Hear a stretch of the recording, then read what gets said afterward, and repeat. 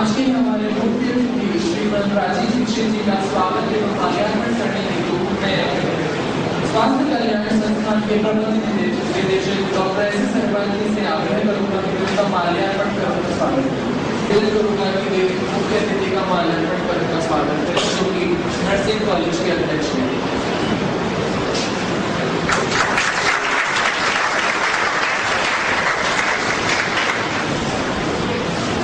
Doctor Pankaj Sharma. सभी अध्यापक साथियों, इस पूरे परिसर को संचालित करने वाले सभी सम्माननीय संचालक मित्रों, मैं आप सभी का बहुत आभारी हूं। विशेष रूप से श्री कौशल किशोर जी का, जिन्होंने ये आयोजन किया और मुझे आपसे भारत और यूरोप की चिकित्सा पद्धतियों के बारे में बात करने का समय दिया। पिछले कुछ वर्षों से मैं भारत और यूरोप दोनों का अध्ययन करने का प्रयास कर रहा हूं। लगभग मुझे 10-12 वर्ष हो गए। इन 10-12 वर्षों में भारत और यूरोप के बारे में जो भी कुछ अध्ययन करने की मैंने कोशिश की, उसके लिए कुछ दस्तावेज जुटाए, कुछ डॉक्यूमेंट्स इकट्ठे किए, और वो दस्तावेज सिर्फ भारत से ही नहीं, यूरोप के भी कई देशों से लिए। धीरे धीरे दस्तावेजों की संख्या लगभग 50,000 हो गई। उनका अध्ययन और अभ्यास करके मुझे जो समझ में आया वो मैं आपसे शेयर करना चाहता हूं। हमारे भारत की जो चिकित्सा पद्धति है और यूरोप की जो चिकित्सा पद्धति है, दोनों में काफी कुछ भिन्नता है। दोनों अलग अलग हैं, और ये भिन्नता जो है वो एक विशेष कारण से है, और वो कारण ये है कि भारत की जो प्रकृति है, भारत का जो पर्यावरण है, भारत का जो वातावरण है, वो यूरोप की प्रकृति, यूरोप के पर्यावरण और वातावरण से बिल्कुल अलग है। एक देश अगर पूर्व का है तो दूसरे पश्चिम के हैं। अगर गणित से कहें तो 180 डिग्री का अंतर है। ये जो भिन्नता है भारत में और यूरोप में, यही भिन्नता जीवन के हर क्षेत्र में है। भारत एक ऐसा देश है जिसको दुनिया में समशीतोष्ण जलवायु का देश माना जाता है। समशीतोष्ण का अर्थ होता है जहां ना ज्यादा बहुत गर्मी पड़े, ना ज्यादा बहुत सर्दी हो, ना ज्यादा बरसात हो, जो भी कुछ हो वो सब समान हो। गर्मी, सर्दी, बरसात, हेमंत, शिशिर, शरद, जो भी ऋतुएं आए, जो भी जलवायु हो, वो एक जैसी हो, समान हो, अति भी ना हो और कमी भी ना हो। ऐसे देशों को समशीतोष्ण कहा जाता है। भारत के बारे में दुनिया के सभी जो विशेषज्ञ हैं मौसम विज्ञान के, वो मानते हैं कि ये समशीतोष्ण देश है।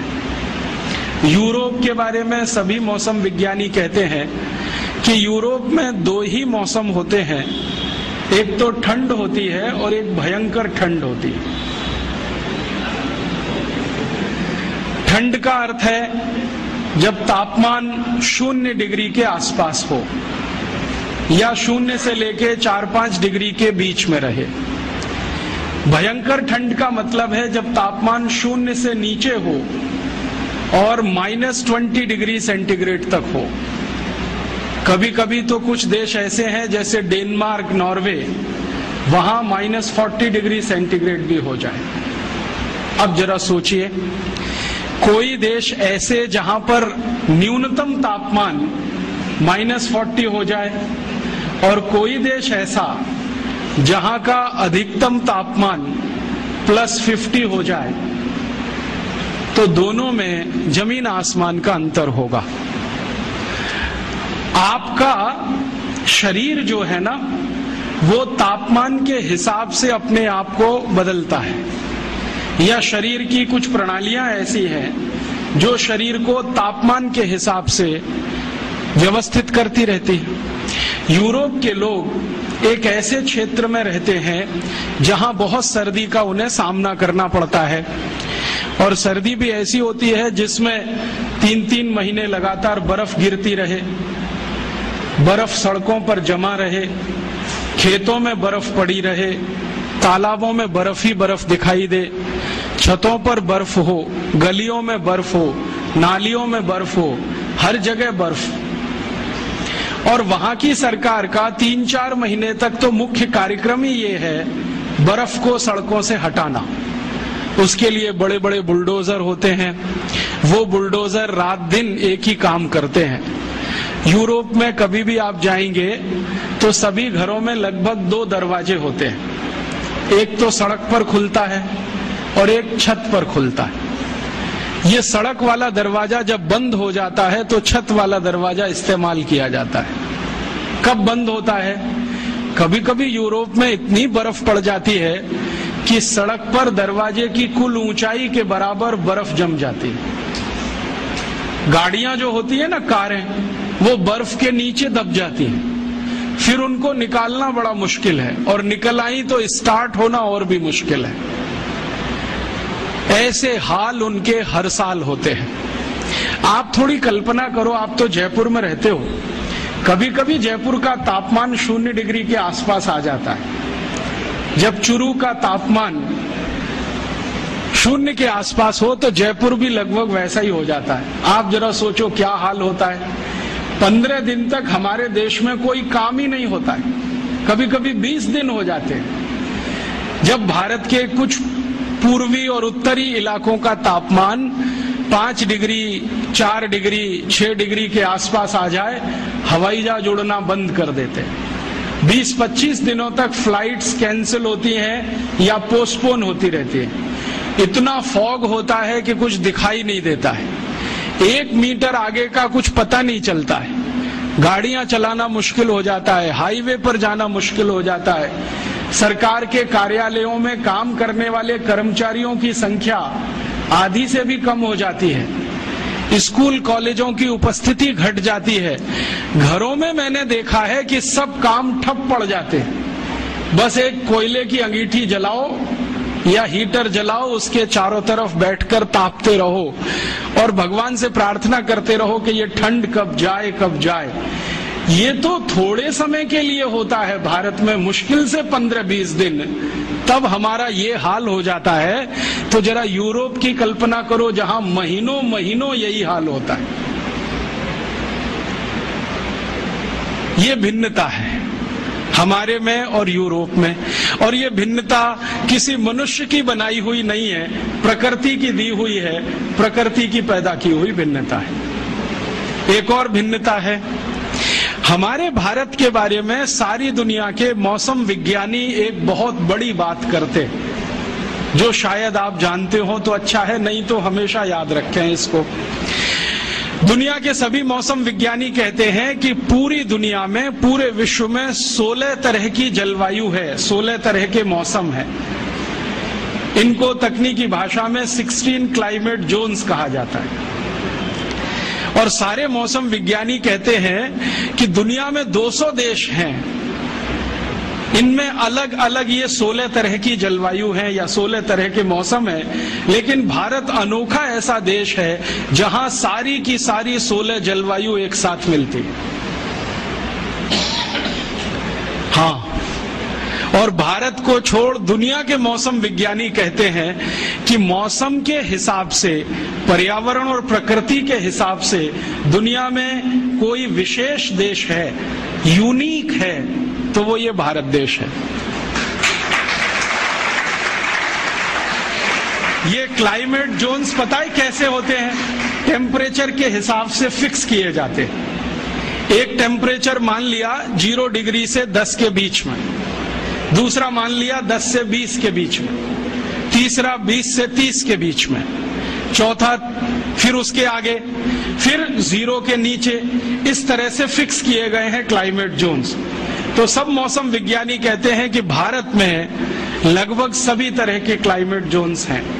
और इसको मूर्त रूप में मैं कहूं, ये तो अमूर्त बात हुई, कुछ मूर्त बात अगर कहूं तो अगर आप भारत में अफ्रीका के रेगिस्तानी जलवायु को देखना चाहें तो राजस्थान के जैसलमेर में आ जाइए, आपको अफ्रीका का रेगिस्तान वहां दिखाई दे जाएगा। अगर आप भारत में स्विट्जरलैंड की बर्फ गिरती हुई देखना चाहें तो जम्मू कश्मीर में चले जाइए, उत्तरांचल में चले जाइए, आपको वो दिखाई दे जाएगा। अगर आप इस भारत में धूल भरी आंधियां जो कभी चला करती हैं ब्राजील में, मैक्सिको में, साल के कुछ महीने, वो देखना चाहें तो उत्तर और मध्य भारत के बहुत सारे स्थानों पर दिखाई दे जाएंगे। जो आप भारत में भयंकर बारिश का कोई क्षेत्र देखना चाहें, जैसे अमेज़न के आसपास का है लैटिन अमेरिका में, तो वो भारत में आपको कर्नाटक में मिलेगा, गोवा में मिलेगा, जहां साल में 8 महीने बारिश होती रहती है। और साल के 3 महीने तो ऐसी बारिश होती है कि पानी रुकता ही नहीं है। कर्नाटक में एक इलाका है जिसको कुर्ग कहते हैं, वहां 3 महीने बारिश ऐसी होती है कि रुकेगी नहीं, हल्की हो जाएगी, तेज हो जाएगी, हल्की हो जाएगी, तेज हो जाएगी। ऐसा ही वातावरण ब्राजील में है, मैक्सिको में है, अमेज़न नदी के आसपास के जो जंगल है ना, जिनको रेन फॉरेस्ट कहा जाता है दुनिया में, वो अगर भारत में देखना हो तो गोवा है, कुर्ग है कर्नाटक का, थोड़ा बहुत इलाका हो तो चेरापूंजी चले जाओ, बंगाल आसाम के आसपास आ जाओ। और अगर भयंकर सूखे वाला देखना हो, जहां साल में 2 इंच भी बारिश ना हो, तो वो देखना हो तो गुजरात चले जाओ। कच्छ नाम का एक जिला है जहां मुश्किल से 2 इंच बारिश होती है। वैसे तो राजस्थान में भी कुछ जिले हैं, लेकिन इस बार उन्होंने रिकॉर्ड तोड़ दिए, 100 साल पुराने। मैं कहना यह चाहता हूं कि कोई भी मौसम आपको देखना है तो भारत में उपलब्ध है। मैं पिछले 7-8 वर्षों से राजस्थान आता हूं। थोड़ा माइक्रो लेवल पे मैंने देखा तो भारत के सारे मौसम राजस्थान में भी उपलब्ध है। भयंकर ठंड, चुरू जिंदाबाद, भयंकर गर्मी, उसके लिए भी चुरू जिंदाबाद, +50 चला जाएगा। बहुत बारिश देखनी हो तो कोटा और आसपास देख लो, बिल्कुल सूखा देखना हो तो जैसलमेर और बीकानेर की तरफ चले जाओ। माने भारत तो दुनिया में और भारत में राजस्थान, ये है कुछ हमारे देश के बारे में अलग बात जो यूरोप में नहीं है। यूरोप में कोई 2 देश ऐसे नहीं है जहां पर एक साथ आपको सभी मौसम दिखाई दें। इसलिए यूरोप वाले कुछ मामलों में बहुत गरीब हैं, और उनकी गरीबी यही है कि मौसम उनको अनुकूल नहीं मिला है। अब मौसम की प्रतिकूलता है वहां पर, भयंकर प्रतिकूलता है। उसी प्रतिकूलता में वो बेचारे हजारों साल से जिंदा हैं, तो उनको जिंदा रहने के लिए 2 तरह के संघर्ष करने पड़ते हैं। एक तो मौसम के साथ, जलवायु के साथ, दूसरा अपनी जिंदगी को टिकाए रखने के लिए, चलाए रखने के लिए। भारतवासी इस मामले में भाग्यशाली है कि उनको मौसम के साथ कोई बड़ा संघर्ष नहीं करना पड़ता ज्यादा। यहां तो बड़ा संघर्ष जिंदगी को चलाए रखने का ज्यादा है। यूरोप के जिन नागरिकों को हजारों साल से मौसम से लड़ना पड़ रहा है, वो लोग भी वैसे ही हो गए हैं जैसे उनका मौसम है। उनका मौसम माने ठंडा और भयंकर ठंडा, ऐसे ही वो लोग हैं, बर्फ जैसे ही हो गए। मैंने एक बार मेरे ऊपर एक छोटा सा प्रयोग किया था। बर्फ की 4 सिल्लियां मंगाई और चारों तरफ लगा के मैं बीच में बैठ गया। थोड़ी देर के बाद मैंने महसूस किया कि मेरा शरीर बर्फ जैसा ही होता जा रहा है। पैर के घुटने एकदम कड़क हो गए, पांव की उंगलियां कड़क हो गई, हिलाना भी मुश्किल, हाथ पैर की उंगलियां कड़क हो गई। फिर मैंने कहा थोड़ी देर लेट के देख लो, तो लेट गया तो सिर ऐसा ठंडा हो गया जैसे लगे कि बर्फ बांध दी हो किसी ने सिर पर। तब मैंने महसूस किया कि मैं तो 1 घंटे में परेशान हो गया बर्फ की सिल्लियों के बीच में बैठकर और लेटकर। बेचारे यूरोप वालों का सोचो, जो हजारों साल से बर्फ चारों तरफ है और उसी में बैठ रहे हैं, लेट रहे हैं, और वही उनकी जिंदगी है। थोड़ा आगे बढ़े। भारत की और यूरोप की भिन्नताओं में से एक भिन्नता और है कि यूरोप में चूंकि बर्फ बहुत है, ठंडी बहुत है, इसलिए सूर्य का प्रकाश बहुत अधिक नहीं है वहां पर। भारत एक ऐसा देश है जिसको भगवान ने ऐसा कोई वरदान दे रखा है जहां हर दिन सूर्य का प्रकाश होता है। इस देश में साल में मुश्किल से 2 या 3 दिन ऐसे जाते हैं जब सूर्य ना दिखाई दे, लेकिन सूर्य की तपन बराबर रहती है, आंच बराबर महसूस होती है। सूर्य नहीं दिखे तो बात अलग है, उसकी गर्मी का एहसास हम बराबर कर सकते हैं। यूरोप में ऐसा नहीं होता। यूरोप में कई कई महीने ऐसे होते हैं जब सूर्य ही दिखाई नहीं देता, और जिस दिन उनको सूर्य दिख गया उस दिन वो पागल हो जाते हैं सबके सब। हाँ, और वही दिन उनका संडे हो जाता है, सूर्य का दिन, और उस दिन वो एक दूसरे को गुड मॉर्निंग कहने लगते हैं, क्योंकि आज की सुबह बहुत अच्छी है, क्योंकि सूर्य दिख गया। भारत में every morning is good morning, हजारों साल से है, अगले हजारों साल रहने वाला है। तो यहाँ सूर्य का प्रकाश भरपूर है, यूरोप में बहुत ही कम है। अगर आप ग्रीनलैंड की तरफ चले जाएं तो वहां तो ऐसी बुरी हाल है, 8 महीने 9 महीने सूर्य लगातार दिखने को मिलेगा ही नहीं, इतना बुरा हाल है उस इलाके का। अब आप जरा थोड़ा गंभीरता से सरल बातें समझने की कोशिश करो।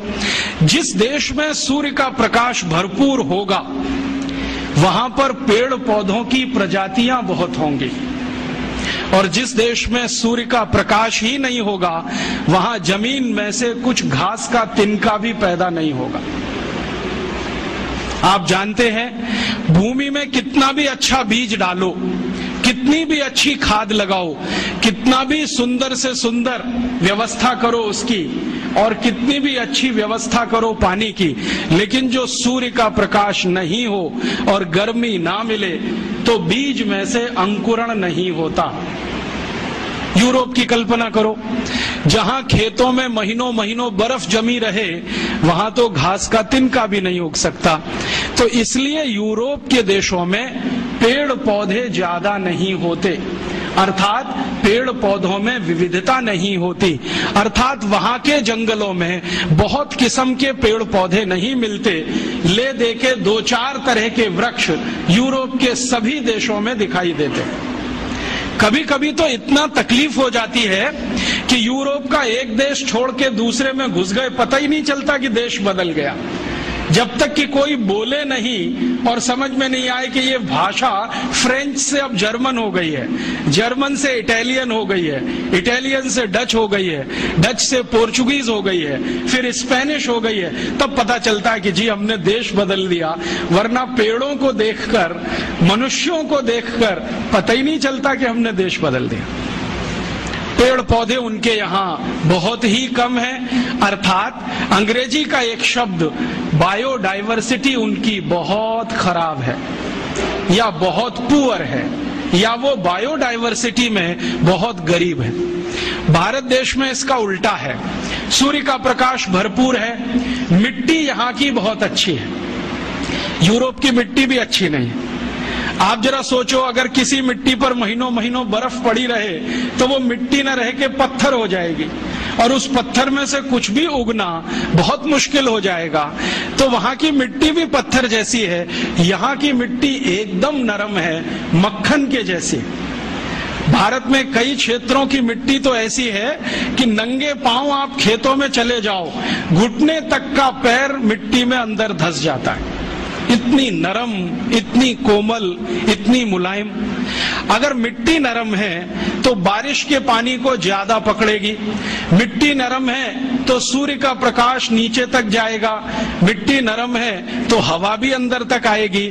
तो हर पेड़ के पौधे की जड़ को या बीज को भरपूर मात्रा में बारिश का पानी मिल जाता है, सूरज की धूप भी मिल जाती है और हवा भी मिल जाती है, तो उनकी जो बढ़त है, ग्रोथ है, वो बहुत अच्छी होती है। यूरोप में ऐसा कुछ भी नहीं हो पाता। तो वहां की मिट्टी भी कड़क है, पानी की व्यवस्था ठीक नहीं है, तो पेड़ पौधे बहुत कम हैं, जैव विविधता बहुत कम है, बायोडाइवर्सिटी बहुत कम है। अब जरा सोचो, जिन देशों में पेड़ पौधे ही नहीं हैं तो वहां जड़ी बूटियां भी कम होंगी, क्योंकि जड़ी बूटियां पेड़ पौधों का ही हिस्सा है। तो जिन देशों में पेड़ पौधे कम होंगे वहां की जड़ी बूटियां कम होंगी, और अगर जड़ी बूटियां बहुत कम हैं तो वहां आयुर्वेद नहीं होगा। वो कितनी भी ताकत लगा लें, वहां आयुर्वेद नहीं होगा। अगर उनको अपने यहाँ आयुर्वेद चलाना है तो वो भारत की मदद से ही चलेगा। उनकी अपनी ताकत नहीं है उन जड़ी बूटियों को पैदा करने की।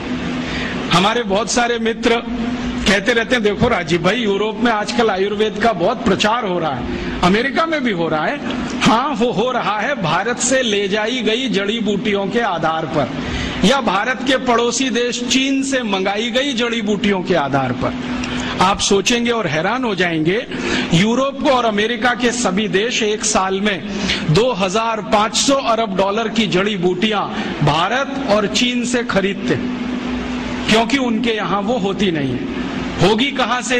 उसको होने के लिए जो मौसम की अनुकूलता चाहिए वो उनके पास है नहीं। तो जड़ी बूटियां होंगी नहीं तो उस देश में आयुर्वेद कहां से आएगा? उस देश में चरक संहिता कैसे लिखी जाएगी? तो आप ये मान लो कि मौसम ने उनको बेगाना बना दिया, गरीब बना दिया।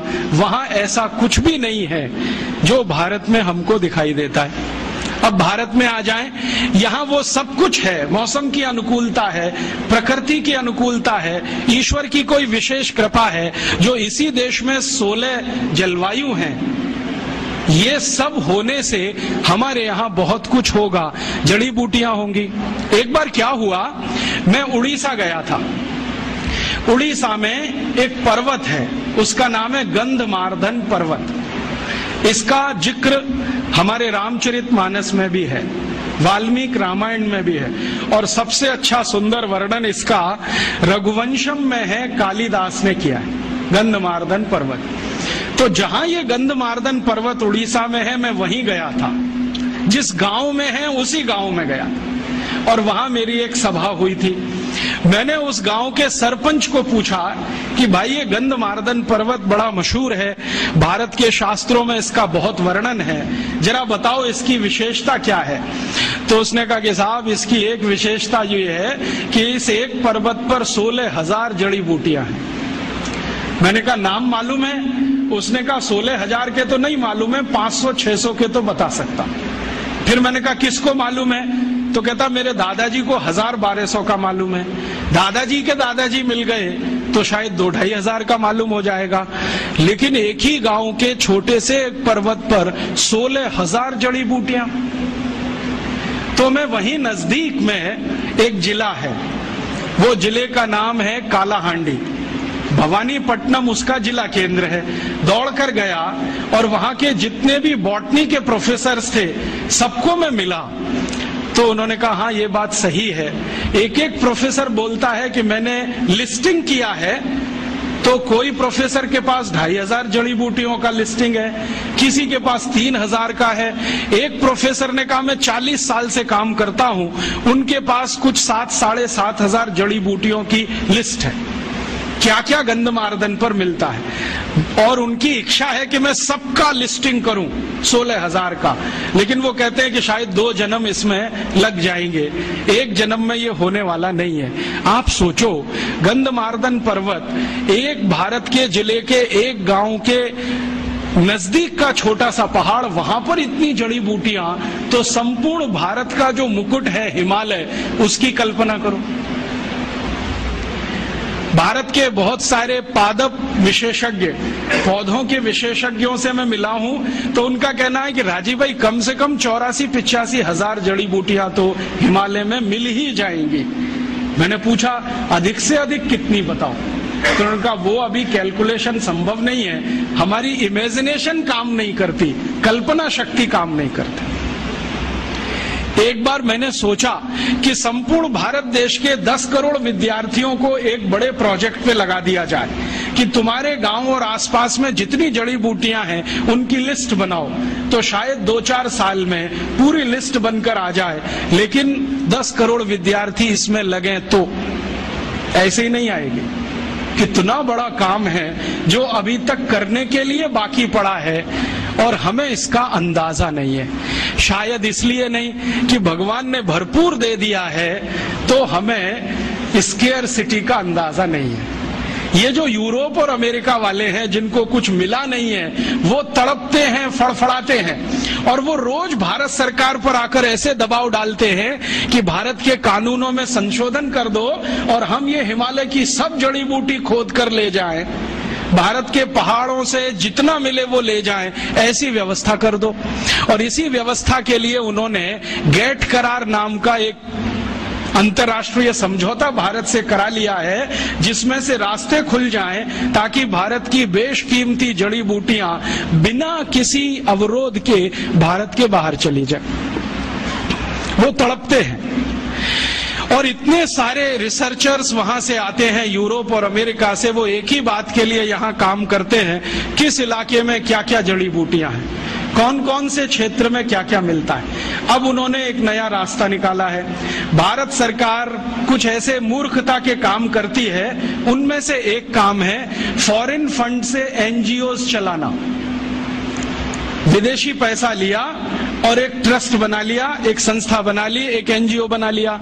तो ये जो विदेश में बैठे हुए लोग हैं ना, वो उन एनजीओज को थोड़ा डोनेशन देते हैं और कहते हैं बताओ तुम्हारे इलाके में क्या क्या है। ये मूर्ख लोग यहाँ थोड़े पैसे के लालच में सूची की सूचियां बनाते हैं और यूरोप और अमेरिका को भेजते जाते हैं कि यहाँ ये है, यहाँ ये है, यहाँ ये है, और उनको ये धीरे धीरे पता चल रहा है और धीरे धीरे वो भारत सरकार की बाहों उमेट रहे हैं। चीन इस मामले में थोड़ा होशियार है। चीन की सरकार अपनी जड़ी बूटियों के क्षेत्र में विदेशियों को प्रवेश नहीं करने देते। वो कहते हैं जो रिसर्च करेंगे वो हम करेंगे, परिणाम भी हम पहले जानेंगे, जरूरत पड़ेगी तो तुम्हें बताएंगे, नहीं तो जरूरी नहीं है कि तुम्हें सभी परिणाम बताएं। वो थोड़े होशियार हैं। हमारे देश के नेता उनसे थोड़े ज्यादा मूर्ख हैं। किसी भी विदेशी को बुलाएंगे, आओ दरवाजा खुला है, जो तुम्हें चाहिए सब लूट के ले जाओ। जैसे वो जहांगीर था ना 400 साल पहले, ईस्ट इंडिया कंपनी को दरवाजा खोल के बुला लिया, वही जहांगीरों के मानस पुत्र आज भी इस देश में है। आ जाओ, किसी का भी स्वागत है। भारत एक धर्मशाला है, सराय जैसा है। हमने ग्लोबलाइजेशन कर दिया, लिबरलाइजेशन कर दिया, जो तुम्हें चाहिए सब ले जाओ। अब मुश्किल क्या हो रही है कि जब बहुत रेयर माने बेशकीमती जड़ी बूटियों पे कहीं काम होता है तो पता चले वो भारत में नहीं है, कनाडा में है। पता चले भारत में नहीं है, जर्मनी में है। पता हुआ भारत में नहीं है, अमेरिका में है। और उनके जर्नल्स जब आते हैं तो वो पता करते हैं, हमको जानकारी देते हैं कि हमने तो इस पर पेटेंट ले लिया, और हम यहाँ ठगे से बैठे हुए रह जाते हैं। अमेरिका ने हल्दी पर पेटेंट करा लिए, नीम पर पेटेंट करा लिए, काली मिर्च पर पेटेंट करा लिए, जीरे पर करा लिए, अजवाइन पर करा लिए, और तो और इडली बनाने के प्रोसेस पर पेटेंट हो गए, सांभर बनाने के प्रोसेस पेटेंट हो गए। हम यहाँ ठगे ठगे से देख रहे हैं। अखबारों में खबर आती है तो पता चलता है। इससे सिद्ध क्या होता है, भगवान का दिया हुआ हमारे पास सब कुछ है, लेकिन हमने उसको ध्यान देना बंद कर दिया, बेदरकारी किया। उनके पास कुछ नहीं है तो वो एक एक छोटी छोटी बात के लिए तरसते हैं। अब ये जो भिन्नता है भारत और यूरोप में, चूंकि सूर्य वहां कम है और यहाँ बहुत ज्यादा है। आप जानते हैं दुनिया में पूरे ब्रह्मांड का केंद्र ही सूर्य है। अगर सूर्य मेहरबान है तो सब कुछ आपके लिए है, और जो सूर्य की मेहरबानी नहीं है तो आपके लिए कुछ भी नहीं है। तो इस देश में बहुत कुछ ऐसा, तो शायद ऐसे कारण से ही इस देश में आयुर्वेद जन्म लिया होगा। और आयुर्वेद ने जन्म लिया होगा तो ये उतना ही पुराना होगा जितना पुराना भारत है। कुछ विदेशी इतिहासकार ऐसा बोलते हैं कि आयुर्वेद 2500 साल पुराना। कुछ जर्मन्स लोगों ने बोलना शुरू किया भारत का आयुर्वेद 3500 साल पुराना। कुछ ने बोलना शुरू किया भारत का आयुर्वेद 10,000 साल पुराना। कोई बोलता है 10,000 साल, कोई कहता है 3500 साल, कोई कहता है 2500 साल। वो अपनी अपनी बुद्धि के हिसाब से कहते हैं। लेकिन मेरा कहना है कि अगर ये 10,000 साल का किस्सा है, 2-5 हजार साल का किस्सा है, तो वो हनुमान जी गए थे लक्ष्मण को संजीवनी बूटी लाने के लिए, वो किस्सा तो और हनुमान जी का किस्सा हम सब जानते हैं, संजीवनी उनको पहचान में नहीं आई तो पर्वत ही उखाड़ के ले आए। तो जो वैद्य थे ना राम जी की सेना के, जिनका नाम था सुषेण, तो वैद्य सुषेण ने कहा मैंने तुमसे एक बूटी मंगाई थी, तो उन्होंने कहा वैद्य जी मुझे समझ में नहीं आती, मैं पर्वत ले आया। और ये कहानी आगे बढ़ती है रामचरितमानस में तो नहीं, रघुवंशम में, कि उस एक छोटे से पर्वत के टुकड़े से कुछ 1200 औषधियां वैद्य सुषेण ने निकाली थी। और उन्हीं औषधियों की ताकत से रामचंद्र जी ने रावण से युद्ध किया था, और युद्ध में घायल अपने सभी सैनिकों को रात भर में दवाओं का लेपन करके अगले दिन फिर लड़ने के लिए तैयार कर दिया था। तो हम कैसे कहें कि ये आयुर्वेद 2000 साल 5000 साल, भगवान श्री राम को ही 8.5 लाख साल से ज्यादा हो गए अगर हम हिसाब निकालें। और जो भगवान राम के पहले की बात करें तो भगवान राम खुद ही कह रहे हैं कि मेरे जो पूर्वज थे रघु, दिलीप, वो सभी आयुर्वेद के ज्ञाता थे, माने जड़ी बूटियों का उनको ज्ञान था। अगर राम के पूर्वज उनको भी जड़ी बूटियों का ज्ञान था तो बढ़ते चले जाएं तो ये समय की सीमा तो रुकती नहीं। तब मैंने अपने मन में संतोष के लिए ये तय मान लिया है कि ये भारत की जड़ी बूटियों का विज्ञान या आयुर्वेद उतना ही पुराना है जितना भारत है। अब भारत की उम्र अगर हम जैन शास्त्रों के हिसाब से निकालें तो भगवान आदिनाथ से शुरू होती है, और भगवान आदिनाथ का समय 1-2 साल का नहीं, 1-2 हजार साल का नहीं, कुछ करोड़ वर्षों का है। तो भारत भी कुछ करोड़ वर्षों का है, तो भारत की जड़ी बूटियां भी करोड़ वर्षों की होंगी, क्योंकि भारत में एक चीज जो निश्चित है, बाकी बहुत सारी चीजें बदली होंगी, सूर्य का प्रकाश। ये भगवान आदिनाथ के जमाने में भी होगा और आज सन 2006 में भी है। इस सूर्य के प्रकाश के कारण जैव विविधता, बायोडाइवर्सिटी उस समय भी रही होगी जो आज है। आज शायद कमी आई है, उस समय इससे भी ज्यादा रही होगी, क्योंकि हमने आज जो विकास का रास्ता अपनाया है उसमें इस जैव विविधता का ही, बायोडाइवर्सिटी का ही सबसे ज्यादा नाश हो रहा है। अब थोड़ा आगे बढ़ें कि भारत और यूरोप में ये अंतर है। अब उनके पास तो ज्यादा कुछ है नहीं, पेड़ पौधों के नाम पर, जड़ी बूटियों के नाम पर, तो दुनिया से जो मिलेगा उसी से वो अपना काम चलाएंगे। हमारे पास चूंकि सब कुछ है इसलिए हमें दुनिया में कहीं जाने की जरूरत नहीं पड़ेगी। इसलिए भारत के जितने महान लोग हुए जिनके नाम आप सब सुनते हैं, जैसे एक बड़े महर्षि हुए भरद्वाज, जिनको इस देश में आयुर्वेद के सबसे बड़े ज्ञाता के रूप में जाना जाता है, या बड़े एक महर्षि हुए चरक, एक थे सुश्रुत, जमदग्नि, काश्यप, ये सब लोग तो आज के नहीं हैं, कुछ तो हजारों साल के हैं, कुछ लाखों साल के हैं। तो इनके पास ये सब ज्ञान जो उपस्थित हुआ वो प्रकृति ने मदद की होगी और इसलिए इतना सब हो गया।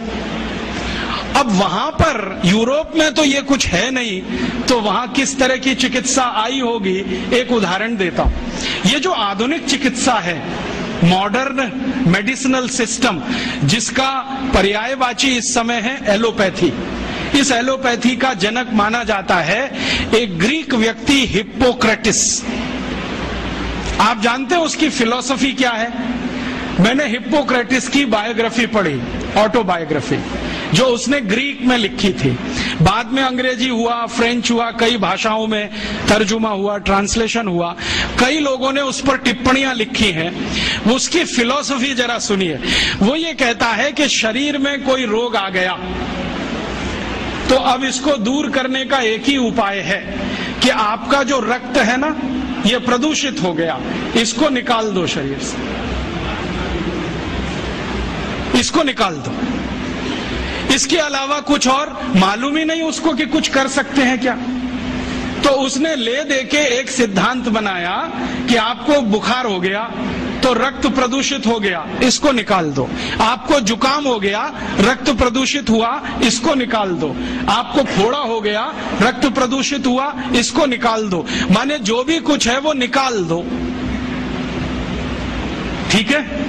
और यही शायद हिप्पोक्रेटिस के वंशज हैं जो आज किसी का गर्भाशय निकाल देते हैं, किसी का गॉल ब्लैडर निकाल देते हैं, किसी की किडनी निकाल देते हैं, किसी का कुछ भी निकाल देते हैं।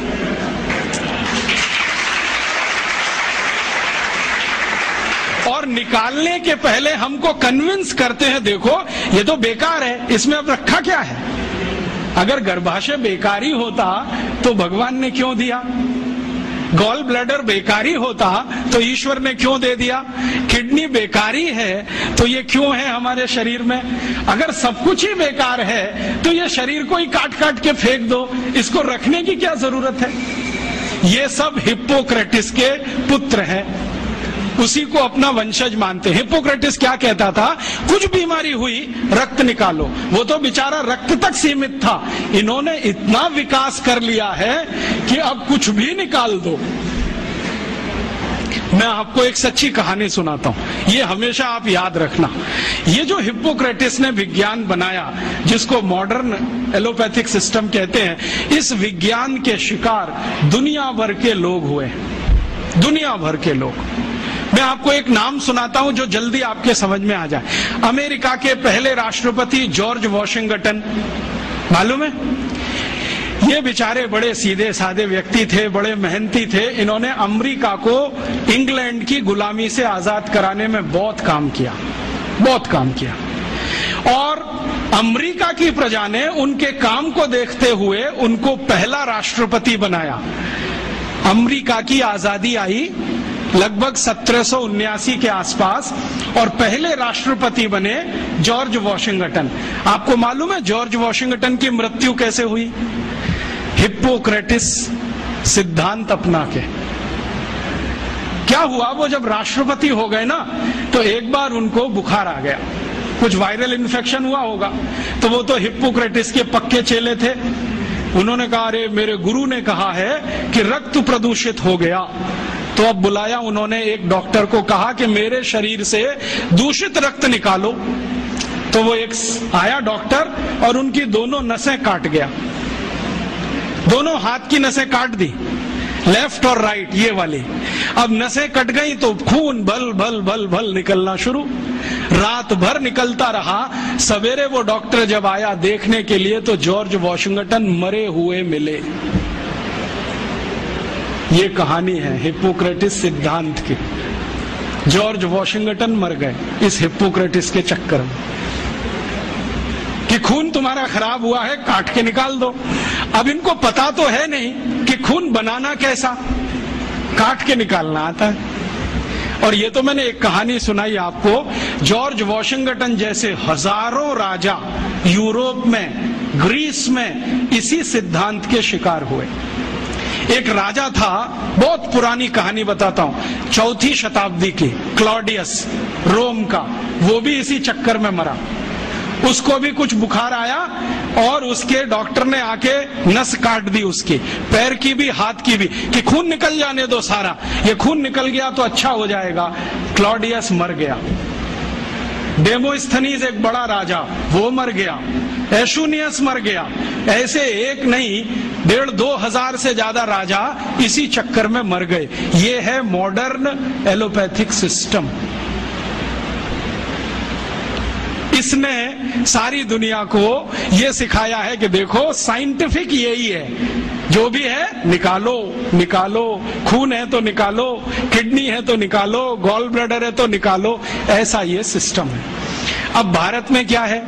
भारत में तो ये चलने वाला नहीं है और चलाने की जरूरत नहीं है, क्योंकि हमको अगर ये पता है कि बुखार आ गया तो बुखार आने का कारण हमें मालूम है, और अगर कारण मालूम है तो औषधि जिंदाबाद है।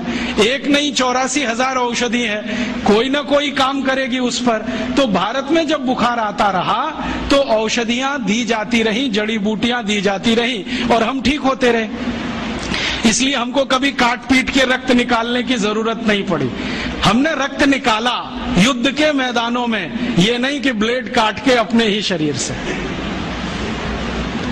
और हमारे यहाँ किस तरह का सिस्टम रहा होगा। अभी तो आप पहले तो ये मानते थे, मेरे जैसे लोग जो आधुनिक शिक्षा में से पढ़कर निकले हैं, कि ये जो रामचरितमानस है या राम की कथा है ये सब कल्पना है। और हमारे देश में ये जो वामपंथी लोग हैं ना, लेफ्टिस्ट, वो बहुत चिल्लाते हैं इसमें क्या धरा है, ये तो सब कपोल कल्पना है। लेकिन अभी उन्हीं के मालिकों ने, यूरोप और अमेरिका के बड़े वैज्ञानिकों ने जो नासा में काम करते हैं, उन्होंने सिद्ध किया है कि ये सब सत्य है। आपको मालूम है, थोड़े दिन पहले नासा ने कुछ फोटोग्राफ्स रिलीज किए और वो फोटोग्राफ्स भारत के भगवान श्री राम के बनाए हुए समुद्र सेतु के बारे में है। मेरे पास भी वो आए हैं। मेरा एक दोस्त नासा में काम करता है, उसने कहा मैं तुम्हें भी भेजता हूं। बहुत सुंदर फोटोग्राफ्स हैं, सैटेलाइट से उतारे गए हैं, कैमरे से नहीं। और उन फोटोग्राफ से पता चलता है कि आज से इतने लाख वर्ष पहले श्री राम जी ने लंका जाने के लिए पुल बनाया था। वो पुल आज भी सुरक्षित है। बस इतना ही अंतर है कि पहले वो समुद्र के ऊपर था, अब समुद्र में नीचे है। नीचे कैसे चला गया? हो सकता है पिछले कुछ लाख वर्षों में 2-4 हजार बार सुनामी आ गया हो, और सुनामी आता है तो मंजिलों मंजिलों बिल्डिंग डूब जाती हैं, तो ये पुल भी डूब गया हो। लेकिन डूबने के बाद भी वो टूटा नहीं है, सुरक्षित है। और फोटोग्राफ्स बताते हैं और वो साफ दिख रहा है। मेरे पास दुर्भाग्य है कि एलसीडी प्रोजेक्टर नहीं आपको दिखाता, मेरे लैपटॉप में ये सभी फोटोग्राफ्स हैं। वो बताता है फोटोग्राफ्स की पत्थर है ना, उनको कीलों से जोड़ा गया है। कीले होते हैं, और कीले इस मेटल के हैं जो लाखों साल में भी पानी में रह के क्षरण नहीं हुए। कहीं कहीं पत्थर के बीच में चूना लगाया गया है, वो साफ दिखता है। सीमेंट कहीं नहीं है, क्योंकि सीमेंट था भी नहीं। तो चूने और कीले से जोड़े हुए पत्थर अभी तक सुरक्षित हैं, टूटे नहीं है। और उससे भी बड़ी बात यह है कि उस पूरे पुल पर क्रैक नहीं है, कहीं भी एक क्रैक भी नहीं है। हम सीमेंट की अच्छी से अच्छी बिल्डिंग बनाते हैं और आरसीसी का लेंटर डालते हैं, 2-4 साल में ही क्रैक्स आ जाते हैं, लेकिन उसमें कोई क्रैक भी नहीं है। और उसकी एक और बड़ी विशेषता है कि वो पुल जो है ना, जेड शेप में है पूरा। जेड बनाते ना अंग्रेजी का, ऐसे है पुल। अभी जो पुल बनते हैं वो स्ट्रेट लाइन होती है, एक सीधी रेखा में दीवार खड़ी करते हैं तो डैम बन जाता है, वही पुल जैसा हो जाता है डैम की दीवार। वो जो है ना, ऐसे बनाया गया। क्यों? शायद इसलिए कि समुद्र के पानी का प्रेशर बहुत होता हो, तो उस प्रेशर को इक्वली डिस्ट्रीब्यूट करना हो, तो ये शेप सबसे अच्छा है। क्योंकि इसमें कई दीवार आ जाएंगी, हर दीवार पर प्रेशर डिस्ट्रीब्यूट हो जाएगा, तो उसकी लाइफ बढ़ जाएगी।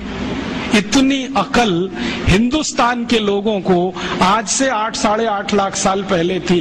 और जानते हैं इस पुल का डिजाइनर कौन? नल और नील, माने the great great construction engineer. Nal और नील दोनों ने बना दिया पुल। और अब नासा कहता है कि दुनिया को पुल बनाने की टेक्नोलॉजी शायद भारत से ही गई होगी, क्योंकि इसके पहले दुनिया में कोई पुल बना था, उसका कोई रिकॉर्ड नहीं मिलता। तो अब उस पुल पर से जाकर राम की सेना वापस आई। नल और नील और राम का एक संवाद है रघुवंशम में। नल नील कह रहे हैं कि हम पुल बना देंगे, आप परेशान मत होइए, पत्थर की मदद से बना देंगे। राम पूछ रहे हैं ये समुद्र के पानी में पत्थर तैरेंगे कैसे? उन्होंने कहा वो आपकी चिंता नहीं, हमारी है, क्योंकि हाइड्रोलिक्स हम समझते हैं, आप नहीं समझते। हाँ, वो ऐसे ही बोलते हैं। तो रघुवंशम में तो वो बराबर बात करते हैं। रामचरितमानस में तो सभी पात्र जो है ना, राम को भगवान मानते हैं, इसलिए बात ही नहीं करते। वाल्मीकि रामायण में, कंब रामायण में, रघुवंशम में सभी पात्र बराबर बात कर रहे हैं, क्योंकि वो सहयोगी है। तो वो राम को समझा रहे हैं कि इसकी चिंता आप मत करो, हम कर देंगे। राम पूछ रहे हैं तुम्हारे पास तकनीकी क्या है? तो उन्होंने कहा हम पहले नाव डुबोएंगे, पत्थर ले लेके नावों को डुबोएंगे, डूबते डूबते वो ऊपर तक आएगी, तब कंस्ट्रक्शन शुरू करेंगे।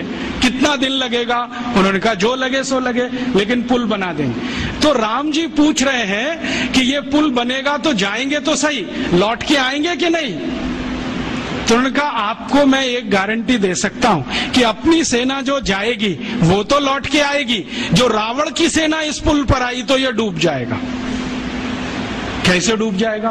तो वो कह रहे हैं कि हमने इसका जो हिसाब निकाला है ना पूरा, आपकी सेना में तो सब बानर हैं।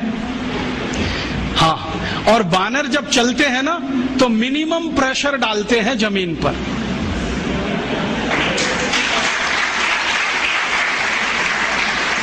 आपने देखा है ना, उनके पंजे भगवान ने कुछ ऐसे बनाए हैं कि उनका जमीन पर पंजे का टिकना बहुत कम दबाव डालता है, और वो ऐसे अद्भुत ऊर्जा के मालिक हैं सब बानर कि जैसे ही पंजा टिका तुरंत जंप कर देते हैं, और वो कंटिन्यू जंप कर सकते हैं, 1 किलोमीटर तक कर सकते हैं, 2 किलोमीटर तक कर सकते हैं। तो नल नील कह रहे हैं कि हमने पुल का डिजाइन ऐसा रखा है कि ये बानर जंप करके तो निकल जाएंगे सबके सब, जो रावण की सेना आई तो ये डूब जाएगा, क्योंकि रावण की सेना में सब राक्षस हैं, राक्षस शरीर में भारी हैं, भारी होने के साथ दबाव ज्यादा डालते हैं, तो ये पुल टूट जाएगा, वो मर जाएंगे। इसलिए युद्ध में हम विजयी होंगे, हारने का चांस नहीं। इस क्वालिटी की चीजें हैं। अब ये क्वालिटी किसी देश में आई हो तो मैं मान सकता हूं कि उस पुल को बनाने का मटेरियल उस जमाने में रहा हो, और उस पुल को बनाने वाले जो लोग रहे, नल नील जैसे पता नहीं कितने, उनको और भी बहुत कुछ ज्ञान आता हो, क्योंकि पुल बनाने में जो उन्होंने चूना घिसा है उसमें कई तरह की जड़ी बूटियां भी मिलाई गई, उनको जड़ी बूटियों का भी ज्ञान हो। तो इससे यह सिद्ध होता है कि उस जमाने का कंस्ट्रक्शन इंजीनियर जड़ी बूटियों का भी ज्ञाता होता होगा, हो सकता है आयुर्वेद भी उसको आता होगा। और राम की सेना में तो वैद्य सुषेण तो मुख्य वैद्य हैं, लेकिन राम जी की सेना में तो थोड़ी बहुत वैद्य की सब कर लेते हैं, सीता जी भी कर लेती, उनको भी जड़ी बूटियों का ज्ञान, लक्ष्मण भी कर लेते हैं, राम खुद सीख गए हैं बहुत कुछ।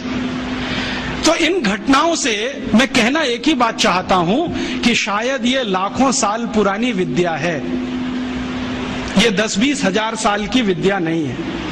और ये लाखों साल पुरानी विद्या टिकी कैसे, आज तक जिंदा है। आज भी हम उन औषधियों का नाम जानते हैं जिनको राम जी जानते थे, वो नाम वैसे के वैसे ही चले आ रहे हैं। तो ये कैसे संभव हुआ? ये ऐसे संभव हुआ होगा कि इस विद्या को भारत के लोगों ने जीवन विद्या बना लिया होगा। जीवन विद्या माने जिंदगी के हर क्षेत्र से जुड़ी हुई, और इसको जीवन विद्या बनाया होगा, तभी इसका नाम आयुर्वेद पड़ा होगा। ये आयु का विज्ञान है, चिकित्सा का नहीं है, रोगों का नहीं है, जीवन का विज्ञान है। और ये जीवन का विज्ञान सिखाया गया होगा पीढ़ी दर पीढ़ी, पीढ़ी दर पीढ़ी, पीढ़ी दर पीढ़ी। और ये शायद घरों में ही संभव है, क्योंकि घर में ही ज्यादा समय लोगों का बीतता है। तो शायद हर घर भाषी को ये ज्ञान मालूम होगा। पीढ़ी दर पीढ़ी वो ज्ञान जो आया वो आज तक चला आया, और इतना अद्भुत है कि हमारे दादा दादी, नाना नानी, चाचा चाची, मामा मामी, मौसा मौसी सब इससे भरपूर हैं, सबके पास ये भंडार के रूप में है। फिर एक प्रश्न उठता है, बहुत लोग मुझे कहते हैं कि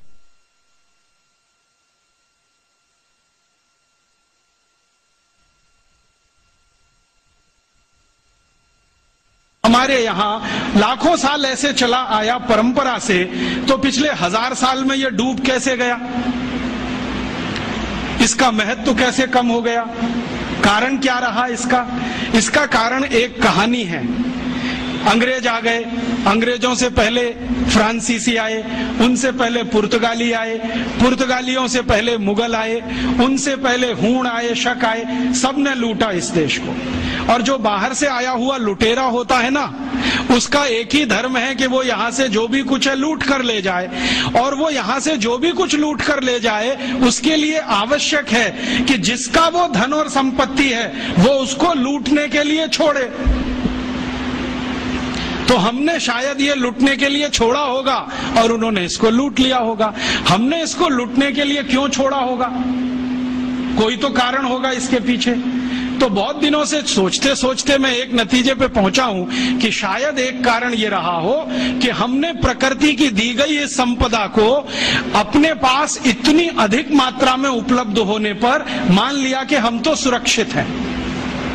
जैसे घर में बहुत सारा धन धान्य हो ना तो गरीबी की कल्पना नहीं आती, घर में बहुत सारा पैसा हो ना तो बेरोजगारी की कल्पना नहीं आती, घर में सब कुछ भरा पूरा हो तो अभाव का जीवन क्या होता है पता ही नहीं है। तो यहाँ सब भरा पूरा था, हमें कल्पना ही नहीं थी कि एक दिन ये लुटते लुटते इतना कम हो सकता है कि हमारे लिए विदेशों से लाना पड़े। ये एक कारण रहा हो। ये कारण तो नहीं मैं मानता हूं कि हम कमजोर थे और विदेशी हमसे मजबूत थे इसलिए हमको वो परास्त कर गए युद्ध में और हम लुट गए। अगर हम कमजोर ही थे तो पृथ्वीराज चौहान कहां से आ गए, महाराणा प्रताप कहां से आ गए, शिवाजी महाराज कहां से आ गए, झांसी की रानी लक्ष्मीबाई कहां से आ गई। और पृथ्वीराज चौहान और राणा प्रताप में कोई तो यूनिक डीएनए रहा होगा, ऐसा तो नहीं है। कोई राजा अपने दुश्मन को बार बार हराए और हराने के बाद हर बार उसे माफ कर दे तो वो तो वीर नहीं महावीर होता है। ये जेनेटिक मटेरियल तो भारत में ही दिखाई देता है, दुनिया में कहीं नहीं है। मैंने दुनिया के बहुत सारे राजाओं का इतिहास पढ़ा है, उन्होंने दुश्मन को हराया तो जान से मार डाला, छोड़ा नहीं उसको। हमारे यहाँ दुश्मनों को परास्त करते रहे और हर बार माफ करते रहे। गलती से एक बार दुश्मन ने परास्त कर दिया तो माफ नहीं किया क्योंकि उसके पास वो डीएनए नहीं था।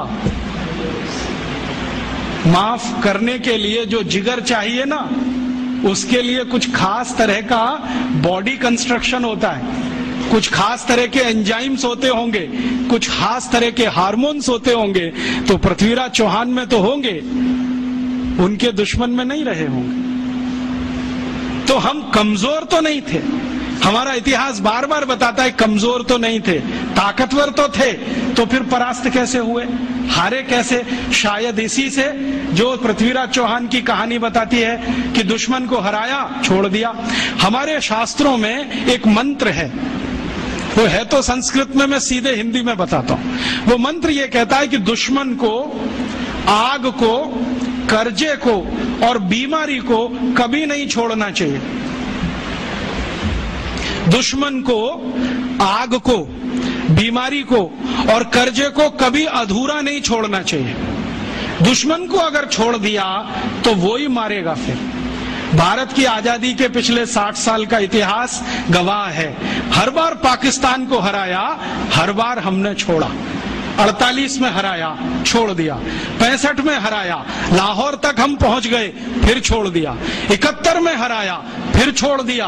कारगिल में हराया, फिर छोड़ दिया। और आज वही पाकिस्तान नाग बन के डस रहा है, हर तीसरे दिन बम ब्लास्ट करा रहा है इस देश में। तो शास्त्र का मंत्र है, मेरा नहीं है, कि दुश्मन को छोड़ना नहीं चाहिए कभी भी। अगर हाथ में आ गया, खत्म कर दो। और शायद यही बात भगवत गीता में कृष्ण भी अर्जुन को समझा रहे, छोड़ो मत इनको। अगर जो तुमने छोड़ दिया तो ये विष बीज की तरह से फैलेंगे, पूरे देश में अधर्म की स्थापना कर देंगे। इसलिए कौरवों को छोड़ो मत, इनके अंतिम व्यक्ति तक संहार करो। शायद कृष्ण को शास्त्रों का ज्यादा ज्ञान रहा होगा, पृथ्वीराज चौहान को उतना नहीं रहा होगा। कृष्ण को ये जो ज्ञान था शास्त्रों का, उसी का अंतिम परिणाम था कि कौरवों में से कोई बचा नहीं। शायद पृथ्वीराज चौहान को ये ज्ञान किसी ने दिया होता तो मोहम्मद गौरी पहली बार में ही खत्म हो गया होता और भारत का इतिहास कुछ और ही होता। तो ये ज्ञान की कुछ कमी रह गई। और आज के व्यवहारिक जीवन में भी हम जानते हैं कि अगर आपने आग को जलता हुआ छोड़ दिया तो वो घर को जला देगी, गांव को भी जला देगी। अगर कर्जे को बकाया छोड़ दिया तो वो कर्जा आपको जिंदगी भर के लिए जर खरीद गुलाम बना देगा। और जो बीमारी को थोड़ा भी छोड़ दिया तो वो आपको पता नहीं किस स्वरूप में पटक देगी ले जाके। तो ये ज्ञान की कुछ कमी आई होगी हम में, शायद हजारों साल की गुलामी में ज्ञान कम हो जाता होगा।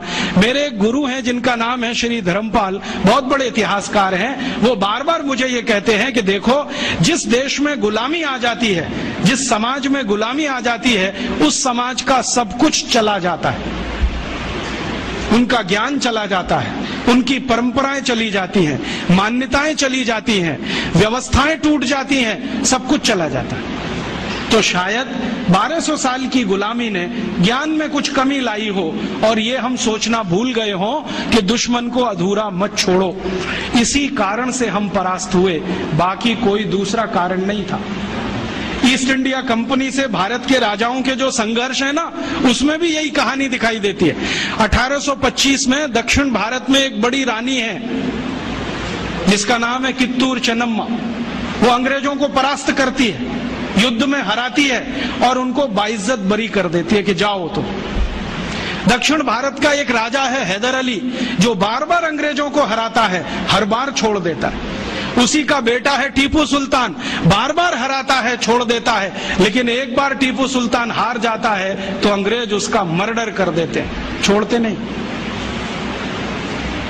तो हम अपने ज्ञान से कहीं वंचित हुए होंगे। दुश्मन को छोड़ना जो हमने सीख लिया, शायद वो हमारी पराजय का बड़ा कारण था। और उस पराजय में हमारे यहाँ सब कुछ चला गया, ज्ञान चला गया तो जड़ी बूटियां भी चली गई होंगी, हमारी शिक्षा भी गई होगी, व्यवस्थाएं भी गई होंगी। और फिर जो आधुनिक समय है पिछले 300 साल का, इसमें हम कितने पिछड़ गए अपने इस ज्ञान से। ये ऐसे पिछड़ गए, मुझे भारत के एक वैज्ञानिक हुए बहुत बड़े व्यक्ति प्रोफेसर जगदीश चंद्र बोस की एक छोटी सी घटना आपको सुनानी है। आप जानते हैं प्रोफेसर बोस का काम क्या था? उन्होंने आधुनिक जगत में ये सिद्ध किया कि पेड़ पौधों में जीवन होता है और उनकी इसी खोज पर उनको नोबेल पुरस्कार मिला। जब वो ये प्रयोग कर रहे थे कि पेड़ पौधों में जीवन होता है, तो उन्होंने अपने हाथों से लिखे हुए लेखों में ये कहा है कि मैंने मेरे घर में कुछ पौधे रखे, आधे आधे उनका बंटवारा किया, एक हिस्से में कुछ पौधे, दूसरे हिस्से में कुछ पौधे। अब प्रोफेसर बोस क्या करते थे, सवेरे ही सवेरे सोकर उठें तो एक हिस्से के पौधों को जाकर गालियां देते थे। तुम नालायक हो, निकम्मे हो, नकारा हो, तुम्हारा रंग अच्छा नहीं, रूप अच्छा नहीं, तुम्हारे अंदर कोई गुण नहीं है, तुम ऐसे हो, तुम वैसे हो, सब गालियां देना। और दूसरी तरफ के जो पौधे थे उनको वो प्रशंसा करते थे, तुम बहुत अच्छे हो, बहुत सुंदर हो, तुम्हारे गुण बहुत अच्छे हैं, रूप रंग बहुत अच्छा है, तुम तो गुणों की खान हो, ऐसा ऐसा रोज बोलते थे। फिर प्रोफेसर साहब खुद अपने लेख में लिखते हैं 6 महीने तक उन्होंने ये किया और दोनों ही पौधों को पानी बराबर दिया, खाद बराबर दिया, समय पर सब कुछ दिया, लेकिन कुछ पौधों को गालियां दी और कुछ को प्रशंसा किया। 6 महीने के बाद परिणाम ये हुआ कि जिन पौधों को गालियां दी गई वो सब सूख गए, सब सूख गए, एक भी हरा नहीं बचा। और जिनकी प्रशंसा की वो 2 गुने से ज्यादा बड़े हो गए। तो प्रोफेसर साहब लिखते हैं कि ये पौधे भी गालियां और प्रशंसा को समझते हैं। अब इसको मैं समझाता हूं आज के हिसाब से। भारत को 300 साल अंग्रेजों ने गालियां दिया, तुम नालायक हो, निकम्मे हो, नकारा हो, तुम्हारी सभ्यता खराब है, संस्कृति खराब है, तुमको तो कपड़े पहनना भी नहीं आता, तुमको तो खाना खाना नहीं आता, तुमको सभ्यता का कोई रंच मात्र भी अंदाजा नहीं है, सभ्यता होती क्या है, विज्ञान नहीं जानते, टेक्नोलॉजी नहीं जानते, हम तुमको जो सिखा रहे हैं वही सही है। ये हम सुनते रहे सालों साल। भाई साहब, जब 6 महीने में पौधे सूख गए तो 300 साल में ये भारत भी सूख गया। और इस सूखे हुए भारत ने अपने आत्मसम्मान और स्वाभिमान को इतना गिरा दिया कि हम मानने लगे कि जो कुछ हमारा है वो सब बेकार है, दकियानूसी है, इसमें कोई तथ्य नहीं है, कोई विज्ञान सम्मत कुछ नहीं है, और जो यूरोप से आ रहा है वही अच्छा है, वही ताकतवर है। और ये इतना गहरा घुस गया कि हमारा डीएनए बदल गया, हमारा ब्लड बदल गया, शायद हार्मोन्स का बैलेंस चेंज हो गया, शायद बॉडी के केमिकल्स चेंज हो गए। और ये इतना गहरा घुसते घुसते आ गया हमारे देश के प्रथम प्रधानमंत्री पंडित नेहरू तक के अंदर, जिन्होंने पब्लिकली कहा कि आयुर्वेद में क्या रखा है, इसको तो खड्डा खोद के जमीन में गाड़ देना चाहिए, जो कुछ है वो एलोपैथी में है। और उन्हीं के एक मानस पुत्र अभी बैठे हुए हैं, मनमोहन सिंह, जो अभी लंदन गए थे, ऑक्सफोर्ड में भाषण करके आए और बोला कि हम तो अंग्रेजों के बहुत आभारी हैं जो वो भारत में आए, हमको चिकित्सा दिया, न्याय दिया, प्रशासन करना सिखाया, तकनीकी और विज्ञान का अंतर समझाया। ये मनमोहन सिंह का भाषण है ऑक्सफोर्ड यूनिवर्सिटी का पिछले साल का, जो लंदन के अखबारों में छपा और कई अखबारों ने टिप्पणों गालियां देते रहे। हम भी सूख गए, और सूख गए तो अपनी विद्याओं के प्रति निराशा, अपने ज्ञान के प्रति अविश्वास, अपने अंदर आत्मविश्वास की कमी, ये सब हो गया इस देश में। और इसी के चक्कर में सब छूट गया, और वो ऐसा छूटा कि विदेशियों का शासन भी आ गया। उन्होंने क्या किया कि धन के प्रवाह की दिशा बदल दी। पहले भारत में जब अपना शासन रहा होगा तो सबसे ज्यादा रिसर्च आयुर्वेद पे हुआ होगा, फिर अंग्रेज आए तो उन्होंने एलोपैथी को केंद्र बना दिया, और उस एलोपैथी पर ऐसे फंड्स उन्होंने लुटाना शुरू किया कि भारत के बजट का सबसे बड़ा हिस्सा एलोपैथी के हाथ में। आज भी मालूम है 2006 में भारत के बजट में चिकित्सा का जो कुल खर्चा है, एलोपैथी का खर्चा 98% है, और होम्योपैथी, बायोकेमिक, आयुर्वेद, यूनानी बाकी का 2%। जो इस देश की मूल चिकित्सा व्यवस्था थी उसको हमने अलग कर दिया और उसको वैकल्पिक चिकित्सा व्यवस्था कहना शुरू कर दिया। जो मूल चिकित्सा व्यवस्था थी वो ऑल्टरनेट हो गई, और जो ऑल्टरनेट होनी चाहिए थी वो सेंट्रलाइज्ड हो गई। और इस सेंट्रलाइजेशन में क्या हुआ, हमने इस देश में लाखों करोड़ों रुपए जो खर्च किए एलोपैथी के ऊपर, उसका प्रचार किया, या कहें तो दुष्प्रचार किया।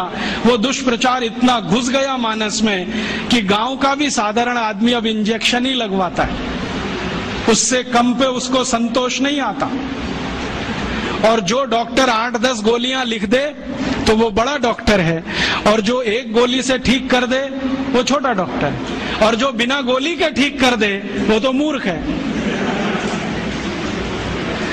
जो आपको ये समझाए कि भैया ये बीमारी तुम्हारी जीवन शैली की गड़बड़ी से है, तुम जीवन शैली बदल लो, क्या फालतू बात करते हो, आप कोई डॉक्टर हो?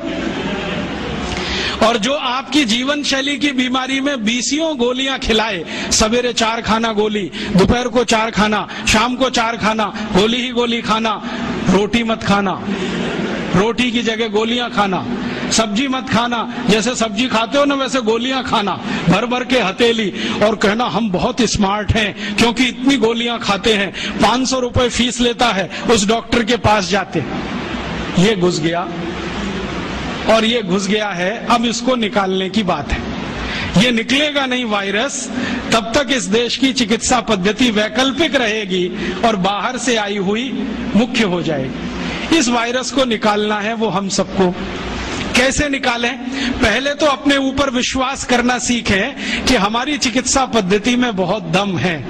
इसके दम के कुछ उदाहरण बताता हूं। जो भगवान राम के भाई लक्ष्मण बेहोश हो गए और सुषेण ने जब नाड़ी देखी ये तो गया, अब बचने की कोई संभावना नहीं, तब हनुमान जी को कहा जाके लाओ जल्दी से, मैं कुछ देर तो जीवन बचा सकता हूं, बाकी आगे की गारंटी नहीं है। हनुमान जी गए, संजीवनी बूटी लेके आए, और सुषेण ने संजीवनी सुंघाई, खिलाई नहीं, सुंघाई, और लक्ष्मण जीवित हो गए। तो कोई तो है दम भाई, ऐसा तो नहीं है सूंघने मात्र से वो जीवित हो गए। हम तो ये महाभारत की कहानी देखते हैं, युद्ध चला है, और आप जानते हैं भयंकर युद्ध चला है। भारत के पिछले हजारों साल के इतिहास में सबसे भयंकर युद्ध हुआ है तो महाभारत का युद्ध हुआ है, जिसमें थोड़े बहुत नहीं लाखों लोग मारे गए। लेकिन उस युद्ध में बार बार हमें ये पता चलता है कि सवेरे से शाम तक युद्ध होता है, रात को सभी पालों के वैद्य अपने अपने घायल सैनिकों के घावों पर मरहम लगा रहे हैं, लेपन कर रहे हैं, और अगले दिन वो फिर युद्ध के लिए तैयार हो रहे हैं। ऐसी कौन सी चिकित्सा पद्धति दुनिया में है जो 12 घंटे में आदमी को लड़ने के लिए तैयार कर दे? और महाभारत की ऐसी एक नहीं सैकड़ों कहानियां, उसमें से तो एक कहानी मैं बताता हूं। कौरवों की कहानी जानते हो? 100 थे। एक माता के 100 पुत्र कैसे हो गए? एक माता के 100 पुत्र कैसे हो गए? और अद्भुत बात जो समझने की है, वो 100 के 100 सभी पुत्र एक जैसे, ऊंचाई में एक जैसे, चौड़ाई में एक जैसे, लंबाई सबकी बराबर, हाथों की लंबाई बराबर, शरीर सबका एक जैसा, चेहरा सबका एक जैसा। बड़ा मुश्किल पहचानना। तो ये तो भाई कोई क्लोनिंग हुआ हो तभी संभव है, वरना कैसे संभव है? अभी तो हम प्राकृतिक तरीके से जानते हैं कि 2 ट्विंस भी पैदा हो जाएं तो एक जैसे नहीं होते, लेकिन कौरव तो सबके सब एक जैसे। तो शायद उस समय कोई बड़े महान चिकित्सक रहे हों जिन्होंने गांधारी के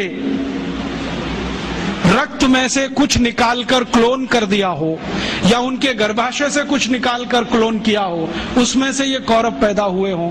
तो ये क्लोनिंग की टेक्नोलॉजी तो 5000 साल पहले इस देश में थी। यूरोप तो अभी जान रहा है इसको, और यूरोप अभी तक भेड़ बकरियों पर प्रयोग कर रहा है। यहां तो आदमियों पर प्रयोग 5000 साल पहले हुआ। तो कोई तो दम होगा इसमें। हमारे सुश्रुत संहिता को आप जानते ही हैं, आप में से शायद किसी ने पढ़ा होगा, नहीं पढ़ा तो जरूर पढ़िए। सुश्रुत संहिता में बहुत साल से पढ़ता रहता हूं। हालांकि मेरा विषय तो इलेक्ट्रॉनिक्स है, लेकिन मुझे इसमें इंटरेस्ट है। जब जब मैं सुश्रुत संहिता पढ़ता हूं, माइक्रो लेवल पे जब जाओ तो इतने तरह के उपकरणों के वर्णन उसमें हैं, इतने तरह के उपकरणों के वर्णन है सर्जरी करने के लिए, क्या आश्चर्य होता है। अगर सुश्रुत संहिता से एक एक उपकरण को निकालकर लिस्ट बना दी जाए तो आज के आधुनिक सर्जरी में जितने उपकरण हैं उससे कम नहीं है। और उन उपकरणों को बनाने के लिए जो इस्तेमाल होने वाला मेटल है, फौलाद कहिए, वो सिर्फ आयरन नहीं है। ऐसा मेटल इस्तेमाल है जिसमें 7 धातुएं हैं ताकि उसमें जंग न लगे। और आज के जितने भी अच्छे से अच्छे सर्जरी के उपकरण भारत में हैं, सभी में जंग लगती है, लेकिन सुश्रुत के उपकरणों में जंग नहीं है। तो इतने तरह के उपकरण उस जमाने में बनते थे। सुश्रुत का समय तो कोई आज का नहीं है, कम से कम 3500 साल का है। उस समय अगर ऐसे उपकरण बनते थे तो कोई तो दम होगा इस देश की चिकित्सा व्यवस्था में, ऐसे तो नहीं है। जब यूरोप में और अमेरिका में शरीर की नस काटकर रक्त बहा दो, यही चिकित्सा है, उस समय इस देश में सुश्रुत की राइनोप्लास्टी रही। आपको मालूम है, राइनोप्लास्टी भारत ने दुनिया को सिखाया। और राइनोप्लास्टी के भारत में 1500 से ज्यादा केंद्र थे अंग्रेजों की ईस्ट इंडिया कंपनी के आने के पहले तक। उनके स्थान और पूरे वर्णन मेरे पास है और अंग्रेजों के दस्तावेज में से निकाले हुए हैं। भारत में सबसे बड़ा राइनोप्लास्टी का केंद्र था कांगड़ा। कांगड़ा कहाँ है? शिमला के आगे, हिमाचल में। और कांगड़ा और उसके आसपास में 700 केंद्र थे जो राइनोप्लास्टी सिखाते थे। दक्षिण में जबरदस्त केंद्र थे राइनोप्लास्टी के। मैसूर स्टेट है ना, मैसूर स्टेट में 150 से ज्यादा केंद्र थे आज से 200 साल पहले। एक पुरानी कहानी है जो दस्तावेजी है, कल्पना की नहीं है। एक अंग्रेज अधिकारी था कर्नल कूट, वो हैदर अली से लड़ा। हैदर अली ने उसको परास्त किया। परास्त करने के बाद उसकी नाक काट दिया, क्योंकि हमारे राजा ज्यादा से ज्यादा यही करते थे, गला नहीं काटते थे, नाक काट दिया, कान काट दिया। क्यों? क्योंकि नाक कटना ही बहुत बड़ी बदनामी होती थी। तो नाक काट दिया उसका। कटी हुई नाक लेके वो भागा कर्नल कूट। वो खुद अपनी डायरी में लिख रहा है कि जब मैं युद्ध में हार गया, हैदर अली ने मुझे नाक काट दी, हाथ में लेकर मैं भागा और हैदर अली की सीमा खत्म हुई मैसूर राज्य की, तो बेलगाम नाम का एक गांव आया। वहां पर एक वैद्य ने मेरी सर्जरी की। 21 दिन मुझे अपने घर में रखा, सर्जरी करके लेपन लगाया, मेरी नाक जोड़ दिया। और आज मैं पार्लियामेंट के सामने कह रहा हूं कि भारत के वैद्यों को इतना ज्ञान है, वो ये सब कर सकते हैं। इसलिए हमें भारत में अपने लोगों को भेजकर ये विद्या सीखनी चाहिए। ये उसका भाषण है हाउस ऑफ कॉमन्स। तो कर्नल कूट के इस भाषण को सुनने के बाद अंग्रेजी सरकार ने तय किया चलो कुछ लोगों को भेजो। तो अंग्रेज आए, उन्होंने यहाँ सर्जरी सीखना शुरू किया।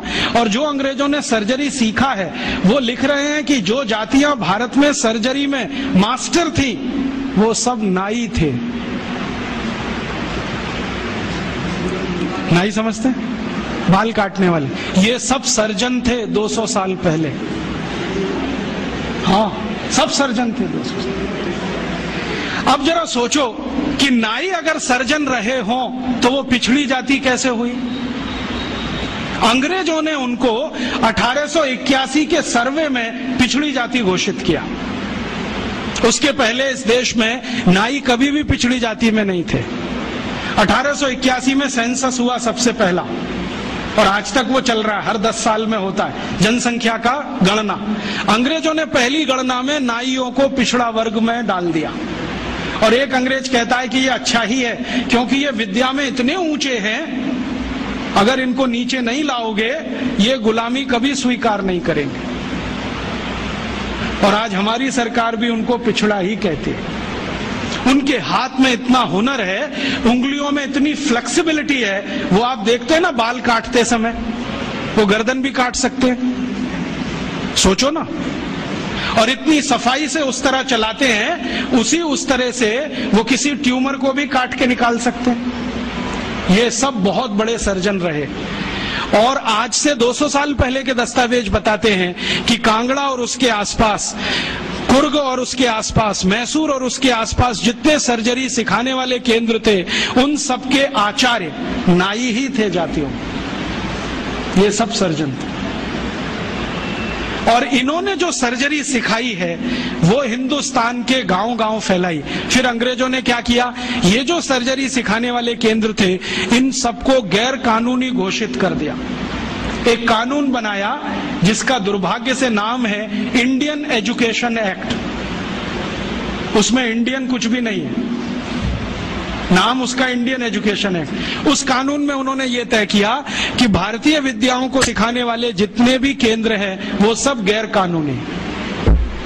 तो उन पे ताले डलवाए गए, नहीं डाले तो मरवाया गया, उनको आग लगवाई गई, कितने लोगों को जिंदा जला दिया। वो कहानी सुने तो आपकी आंखों से आंसू निकल आए। ये अत्याचार 100 साल हुआ, उसमें ये विद्या खत्म हो गई। और फिर बेईमान अंग्रेजों ने क्या किया कि यहां से सर्जरी सीखा और उनके अपने रिकॉर्ड्स में वो सब है। हिंदुस्तान को ये बताया कि देखो हम तुम्हें वापस सिखा रहे हैं। और यहां से सर्जरी सीखकर जो डॉक्टर बने लंदन में, उन्होंने fellow of the royal society की स्थापना की, जिसमें डिग्री लेने के लिए आज हमारे डॉक्टर जा रहे हैं। और उस प्रमाण पत्र को लाके दरवाजे पे बड़ा टांगते हैं। मैं देखो FRS, उसमें शहद लगा के चाटो तो विटामिन C भी ना मिले। ये स्थिति है, इतना उलट गया सब कुछ। सर्जरी में ये था, मेडिसिन में इससे अद्भुत था भारत। और मेडिसिन में अद्भुत होने का कारण है विशेष किस्म की दवाएं यहाँ पर हैं। ऐसी ऐसी अद्भुत दवाएं हैं जो आप कल्पना नहीं करें, काम ना करे आपकी कल्पना। मैं आज भी ऐसे बहुत वैद्यों को जानता हूं जिनके पास कोई फॉर्मल एजुकेशन नहीं है, जो स्कूल कॉलेज में भी नहीं गए हैं। आपकी नाड़ी अगर पकड़ ली तो बता देंगे 7 दिन पहले से क्या क्या खा रहे हैं आप। और ज्यादा दूर नहीं है, इसी जयपुर शहर में उनका कोई फॉर्मल एजुकेशन नहीं है। वो सिर्फ नारी पकड़ते हैं। मैं गया हूं 2 बार, वो 7 दिन पहले का मुझे बता दिया, पिछले रविवार को ये खाया, सोमवार को ये खाया, मंगल को ये खाया, बुध को ये खाया। ये भाई कौन सा विज्ञान है? ये तो दुनिया से करोड़ों रुपए खर्च करके लाई गई मशीनें नहीं बता पाती कि हफ्ते भर पहले हमने क्या खाया था। और नाड़ी पकड़ के सारा का सारा डायग्नोज कर लेना कि आपको यही है और वही निकले, ये तो कुछ अद्भुत है। ये कोई सामान्य विद्या नहीं है भाई। मैंने ऐसे तमाम वैद्यों को देखा है जो नाड़ी पकड़ के बताते हैं कि आपको ट्यूमर है, गर्भाशय में है, यहाँ है, यहाँ है। और हम जब आधुनिक चिकित्सा शास्त्र में परीक्षण कराते हैं वही निकलता है। एक वैद्य तो मैंने ऐसे भी देखे हैं केरल में, कोटक्कला में, वो साइज बता देते हैं, इस साइज का है, नाड़ी पकड़ी और बता दिया इस साइज का है, और वही निकलता है। इसका माने इस भारतीय विद्या में कोई दम है, और वो दम अगर हमको दिखाई दे जाए तो आत्मविश्वास हमारा लौट आएगा और हमारी हीन भावना कुछ कम हो जाएगी, और हीन भावना कम हो जाए तो हम शायद दुनिया जीत लेंगे। गोस्वामी तुलसीदास ने एक बहुत अच्छी बात कही है, मन के हारे हार है, मन के जीते जीत। जो मन से हार गया वो सब कुछ हार गया। आप मन से हारना बंद कर दो, बहुत कुछ जीतने के लिए इस देश में। एक ताजा उदाहरण देता हूं। आजकल भारत में एक खराब बीमारी घुस गई है, चिकनगुनिया। लाखों लोग प्रभावित हैं। मैं 6 महीने से गांव-गांव घूम के उसका इलाज कर रहा हूं, और आपको सुनकर ताज्जुब होगा, ज्यादा लोगों को इलाज में मैं एक ही बात बताता हूं, तुलसी का काढ़ा पी लो, नीम की गिलोय होती है ना, उसको भी उसमें डाल लो, थोड़ा सूंठ डाल लो, थोड़ी छोटी पीपर डाल लो, बस ये 4-5 चीजें, और थोड़ा गुड़ डाल लो, क्योंकि ये कड़वा इतना है कि पी नहीं पाओगे। इतने मात्र से 3 खुराक में बीमारी ठीक हो रही है। और जो एलोपैथी से कर रहे हैं ना, बोवेरॉन के 3-3 इंजेक्शन ठोक दो, डाइक्लोफेनेक दे दो, और पैरासीटामोल भी दे दो, जो तुम्हारे पास है सब दे दो। 20-20 दिन से बिस्तर में पड़े तड़प रहे, 20-20 दिन से। अभी आज मैं आया भीलवाड़ा से, और आने का देरी का कारण भी यही है कि वहां 1 लाख लोग चिकनगुनिया से पीड़ित हैं। वहां डॉक्टर आते हैं, राजीव भाई जरा बताओ ना। मैंने कहा अपना इंजेक्शन खुद क्यों नहीं ठोक लेते? कहते हमें मालूम है इसके साइड इफेक्ट क्या है, तो पेशेंट को क्यों नहीं बताते? इतने हरामखोर हो, तुम्हें मालूम है कि इसका साइड इफेक्ट क्या है, वोवेरॉन लगाएंगे तो क्या होने वाला है, मुंह में छाले हो जाएंगे, गले में छाले हो जाएंगे, अल्सर भी हो सकता है, तुम जानते हो, फिर पेशेंट को क्यों नहीं बताते? ये हरामखोरी तुम में कहां से आ गई? अपने को इंजेक्शन ठोकोगे नहीं, उसको ठोकते जाओ, ठोकते जाओ, तुम्हें मालूम नहीं है ठीक नहीं होगा, फिर पैरासीटामोल देते जाओ, डाइक्लोफेनेक देते जाओ, नोवलजीन के इंजेक्शन लगाते जाओ। और दुर्भाग्य से एलोपैथी ने ये सब नाम 20 साल पहले बैन कर दिए। वो कहते हैं डाइक्लोफेनेक खराब है, पैरासीटामोल तो और भी खराब है, नोवलजीन तो 1984 से बैन है यूरोप में और अमेरिका में, वही इंजेक्शन यहाँ ठोक रहे हैं लगातार लगातार। दुष्परिणाम है कि मरीज ठीक ही नहीं हो रहे। और मैं आपको मेरा अपना तजुर्बा बताता हूं, आप में से कुछ विद्यार्थी होम्योपैथी के हैं, आप जानते हैं कि होम्योपैथी की बहुत सारी दवाएं आयुर्वेद से ही निकली। तुलसी है ना, उसी से ओसीमम है। ओसीमम की 3-3 खुराक देके कर्नाटक में 70,000 रोगियों को चलता कर दिया, और वो 20-20 दिन से एलोपैथी खा रहे थे, रिजल्ट नहीं आ रहा है। ओसीमम 200 की 3 खुराक सफिशिएंट, और आदमी 20 दिन से तड़प रहा है बिस्तर में, न नींद आ रही है, न चैन मिल रहा है, इतनी उल्टियां हो रही हैं, बुखार उतर नहीं रहा है, सब तकलीफ है। 3 डोज दो, खत्म कहानी, माने उसको फिर कुछ जरूरत ही नहीं। और फिर आज स्थिति यह है कि कर्नाटक सरकार ने हमारे ये कैंपों के रिजल्ट देखने के बाद अपने डायरेक्टर्स और ज्वाइंट डायरेक्टर सबको लाइन से लगा दिया, जाओ राजीव दीक्षित के पास, सीखो उससे वो क्या दे रहा है और रिजल्ट क्यों आ रहे हैं। हमने 70,000 पेशेंट को दवा दी, 6 मरे, और उन्होंने 1,22,000 को दी, उसमें से मुश्किल से 6 बचे। ये कर्नाटक का हाल है। कर्नाटक में चिकनगुनिया इतना बुरी तरह से फैला है, कोई गांव नहीं बचा जहां चिकनगुनिया ना हो। मेरी तो स्थिति यह है कि कार्यकर्ता कम पड़ गए, डॉक्टर कम पड़ गए। अगर मेरे पास 1,000-2,000 डॉक्टर होते तो हम कर्नाटक के उन लाखों लोगों को बचा लेते जो मर गए पिछले 6 महीने। महाराष्ट्र में भी यही है, रिजल्ट मिलते हैं उन दवाओं से, तो भरोसा क्यों नहीं करें उनके ऊपर। ओसीमम तो तुलसी में से ही बनी है भाई, और तो क्या है, डाइल्यूशन फॉर्म में है, बस इतना ही तो है।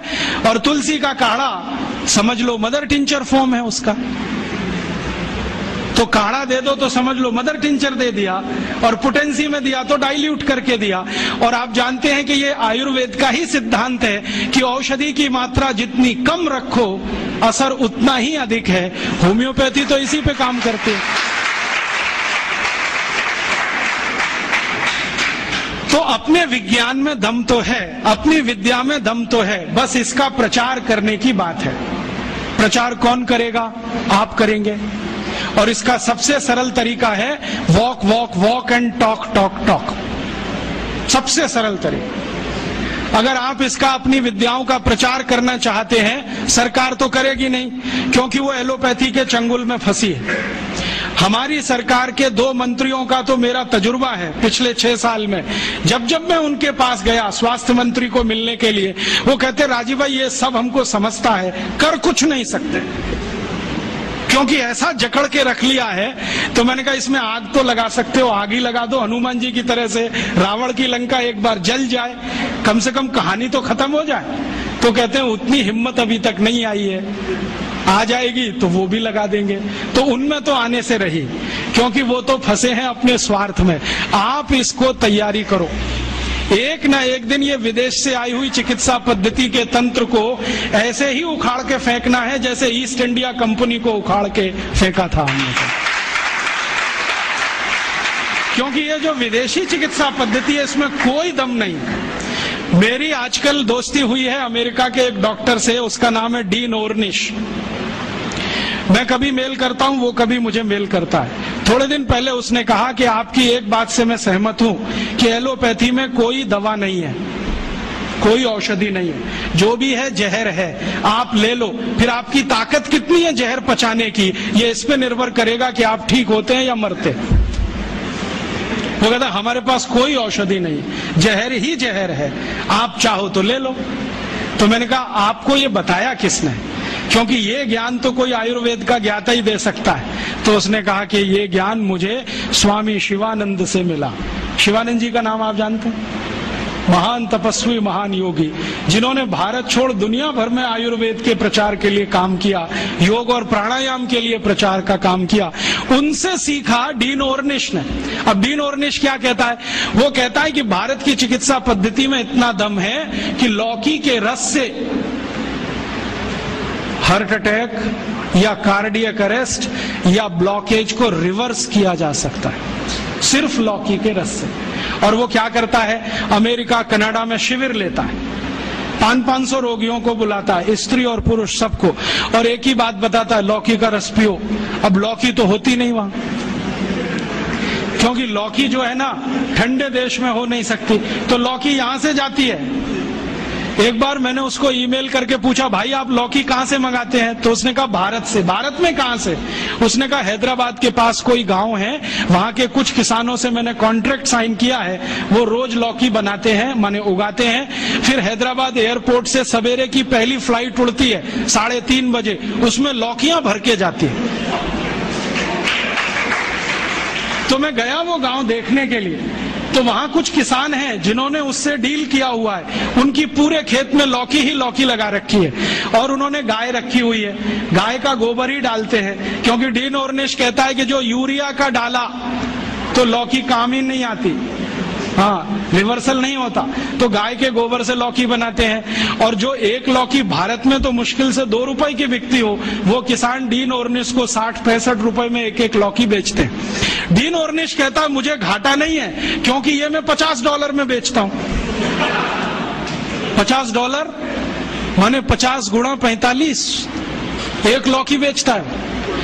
और करोड़ों करोड़ों अमरीकी और कनेडियन और यूरोप वासी उसकी लौकी का रस पी पी के ठीक हो रहे हैं। आते हैं, थोड़ा योग सिखा देता है, वो 1-2 चीजें जानता है, ज्यादा उसको नहीं आती, अनुलोम विलोम सिखाता है, क्योंकि शिवानंद जी ने उसको कुछ सिखाया होगा। थोड़ा अनुलोम विलोम सिखाता है, थोड़ा भस्त्रिका करा देता है, लौकी का रस पिलवाता है और उसको ठीक कर रहा है। अब उसने किताब लिख मारी, देखो कैसे बेईमान लोग, किताब लिख मारी और दुनिया में अथॉरिटी हो गया। डीन ऑर्निश लौकी पर अथॉरिटी हो गया, सारी दुनिया मानती है कि ये लौकी का विशेषज्ञ है। लेकिन दुनिया जानती नहीं है कि विशेषज्ञ तो स्वामी शिवानंद थे, जो उसको फोकट में ये सिखा गए। अब उसने इसको धंधा बना दिया। और ये डीन ऑर्निश अकेला नहीं है, यूरोप और अमेरिका में अब बहुत डॉक्टर ऐसे हैं जो ये कहते हैं बैक टू द नेचर, हमारे पास दवा नहीं है। हमारे पास औषधि नहीं है, जो है तो प्रकृति में है, पेड़ पौधों में है, जड़ी बूटियों में है, वो वहां लौट रहे हैं और आने वाला समय उन्हीं का है। जर्मनी की सरकार एक यूनिवर्सिटी बनाने जा रही है 100 अरब डॉलर के खर्चे से, जो सिर्फ आयुर्वेद पे ही काम करे। अमेरिका की सरकार अरबों डॉलर इन्वेस्ट कर रही है, क्योंकि अमेरिका की सरकार जानती है 20 साल के बाद यही चलने वाला है, तो धड़ाधड़ पेटेंट ले रहे हैं। हल्दी पे ले लो, इस पे ले लो, इस पे ले लो, और हम अभी भी गहरी नींद में सो रहे हैं। अगर दम नहीं होता हल्दी में, तो अमेरिकी सरकार ने 33 पेटेंट कैसे ले लिए? दम नहीं होता काली मिर्च में, तो वहां 22 पेटेंट है काली मिर्च पर। और सबसे लेटेस्ट पेटेंट पता है काली मिर्च का क्या है? कि इसको चूसो तो खांसी ठीक हो जाती है। अमेरिका ने इस पे पेटेंट किया हुआ है कि काली मिर्च को चूसने मात्र से खांसी ठीक हो जाती है। ये तो हमारे देश में लाखों माताएं बहनें रोज करती हैं, सब जानते हैं कि काली मिर्च को चूसो तो खांसी ठीक हो जाती है। उन्होंने पेटेंट करा लिया इस पे, हमें मालूम ही नहीं है। अब तो गोमूत्र पर पेटेंट करा ले रहे हैं वो तो लूट रहे हैं हमारी संपत्ति को। हम सो रहे हैं अभी भी कुंभकर्ण की नींद में। तो मैं आपसे कहने आया, जागो, इस भारतीय चिकित्सा व्यवस्था का प्रचार करो, और इतना प्रचार करो कि ये एलोपैथी बह जाए यहां से, क्योंकि हमें ये चाहिए नहीं और इसकी हमें आवश्यकता भी नहीं है।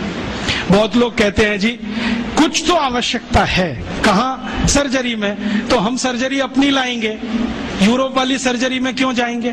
हमारे यहाँ जो सर्जरी होती थी 200 साल पहले, उसको रिवाइव करेंगे, उसके स्कूल खोलेंगे, उसके कॉलेज खोलेंगे। कहीं ना कहीं गांव में कोई ना कोई विशेषज्ञ मिलेगा, उसको गुरु बनाएंगे, उससे सीखेंगे, वो आगे सिखाएगा सबको। तो हम तो अपनी चीजें पे जाएं, उनका भरोसा करें, उनको प्रचारित करें और इनको आगे बढ़ाएं। ये ताकत आप सब में है, बस आप एक बार संकल्प लेके काम करो। और संकल्प लेके काम कैसे करें? आप बोलोगे जी अपने पास तो समय नहीं है। समय तो आप सबके पास है, लेकिन समय का नियोजन नहीं। हमारे पास बहुत समय है जो हम टीवी के सामने बर्बाद करते हैं, सास भी कभी बहू थी देखने, जिसमें कुछ भी आयुर्वेदिक नहीं है। हाँ, उसमें एक ही कहानी है, किसी की पत्नी किसी के पति के साथ भाग गई, किसी का पति किसी दूसरी की पत्नी के साथ भाग लिया, कोई पुरुष 3 महिलाओं के चक्कर में, कोई महिला 3 पुरुष के चक्कर में। क्यों समय टाइम बेकार कर रहे हो भाई? ये सास भी कभी बहू थी बिल क्लिंटन को देखने की चीज है, क्योंकि वो एक्स्ट्रा मैरिटल अफेयर्स का चैंपियन रहा है। वो देखे तो समझ में आता है, हम क्यों इसमें समय खराब करें? तो ये टीवी में फालतू समय जाता है, इसको बचा लो। और सिनेमा में जाता है वो और ज्यादा बचा लो, क्योंकि सिनेमा में कोई मनोरंजन नहीं है। अब ये क्या मनोरंजन है? एक हीरो एक हीरोइन शुरू में अलग हो जाएंगे, अंत में मिल जाएंगे, बीच में विलेन आएगा, थोड़ी देर डिशुम डिशुम, कहानी खत्म। क्या है मनोरंजन? फिर उसमें कोई हीरो आएगा, 25 मंजिल की इमारत पे चढ़ेगा, कूदेगा, और पेंट भी नहीं फटेगी उसकी, 25 मंजिल से कूदेगा। फिर एक हीरो आएगा, मोटरसाइकिल लेके चलेगा, दीवार तोड़ के निकलेगा, सिर नहीं फटेगा, दीवार फट जाएगी। फिर एक हीरो आएगा, डिशुम डिशुम करेगा, 1 मिनट में 20 गुंडों को मारेगा। अब ये हीरो इतने ही ताकतवर है, तो सरकार ने ट्रक भर भर के कारगिल युद्ध में क्यों नहीं भेज दिया इन सभी? भैया ये हीरो नहीं है, सब जीरो है। मालूम है? ये सब दाऊद इब्राहिम के चेले हैं। आपको मालूम है सीबीआई इंक्वायरी चल रही है, एक एक की कलई खुल रही है। पता चला वो दाऊद इब्राहिम के घर में जाके नाच के आते हैं, दाऊद इब्राहिम के दिए गए पैसे से फिल्में बनाते हैं। और दाऊद इब्राहिम इस समय मोस्ट वांटेड क्रिमिनल है, जिसको पुलिस गिरफ्तार करना चाहती है, क्योंकि बम ब्लास्ट सबसे ज्यादा वो ही कराता है। उस दाऊद इब्राहिम के पैसे पे नाच गाना करने वाले ये नचनिए गवनिए, ये हमारी जिंदगी का करोड़ों घंटे खा जाएं, तो ये हमारी मूर्खता है। अपनी इस मूर्खता से थोड़ा बाहर आओ, फालतू में ये समय बर्बाद मत करो। क्योंकि विद्यार्थी जीवन में मैं बहुत सुना करता था, टाइम इज मनी, और इसको आप खर्च कर रहे हो। और आप जानते हैं गया हुआ समय वापस नहीं आएगा। तो ये फालतू समय सिनेमा में, टीवी में जो बर्बाद कर रहे हो, इसको भारतीय चिकित्सा पद्धति के प्रचार में लगाओ। अब आप बोलोगे जी प्रचार कैसे होगा? तरीके मैं बताता हूँ। आप छोटी छोटी टीम बनाओ, ग्रुप बनाओ। आप तो थोड़ा होम्योपैथी जानते हो ना, तो होम्योपैथी में ऐसी बहुत दवाएं हैं जिनको सेलेक्ट करो जिनका बेस आयुर्वेद का है, और खासकर ऐसी बहुत दवाएं हैं जो 100% वेजिटेरियन है, माने फूल पौधे पत्ती से बनी हुई है ना। उनकी एक सूची बनाओ, इन्हीं दवाओं का उपयोग करो। नोजोट्स में जाओ ही मत, जरूरत नहीं है उसकी। मैं होम्योपैथी पढ़ाई करके नहीं, पढ़ पढ़ के सीखा, और मैंने ये तय कर लिया कि जिंदगी में कभी नोजोट्स का इस्तेमाल नहीं करूंगा, कितना भी सीरियस पेशेंट आए। और आपको सुनकर आश्चर्य होगा, मैक्सिमम सीरियस पेशेंट्स को मैं बेलाडोना से ठीक कर लेता हूं।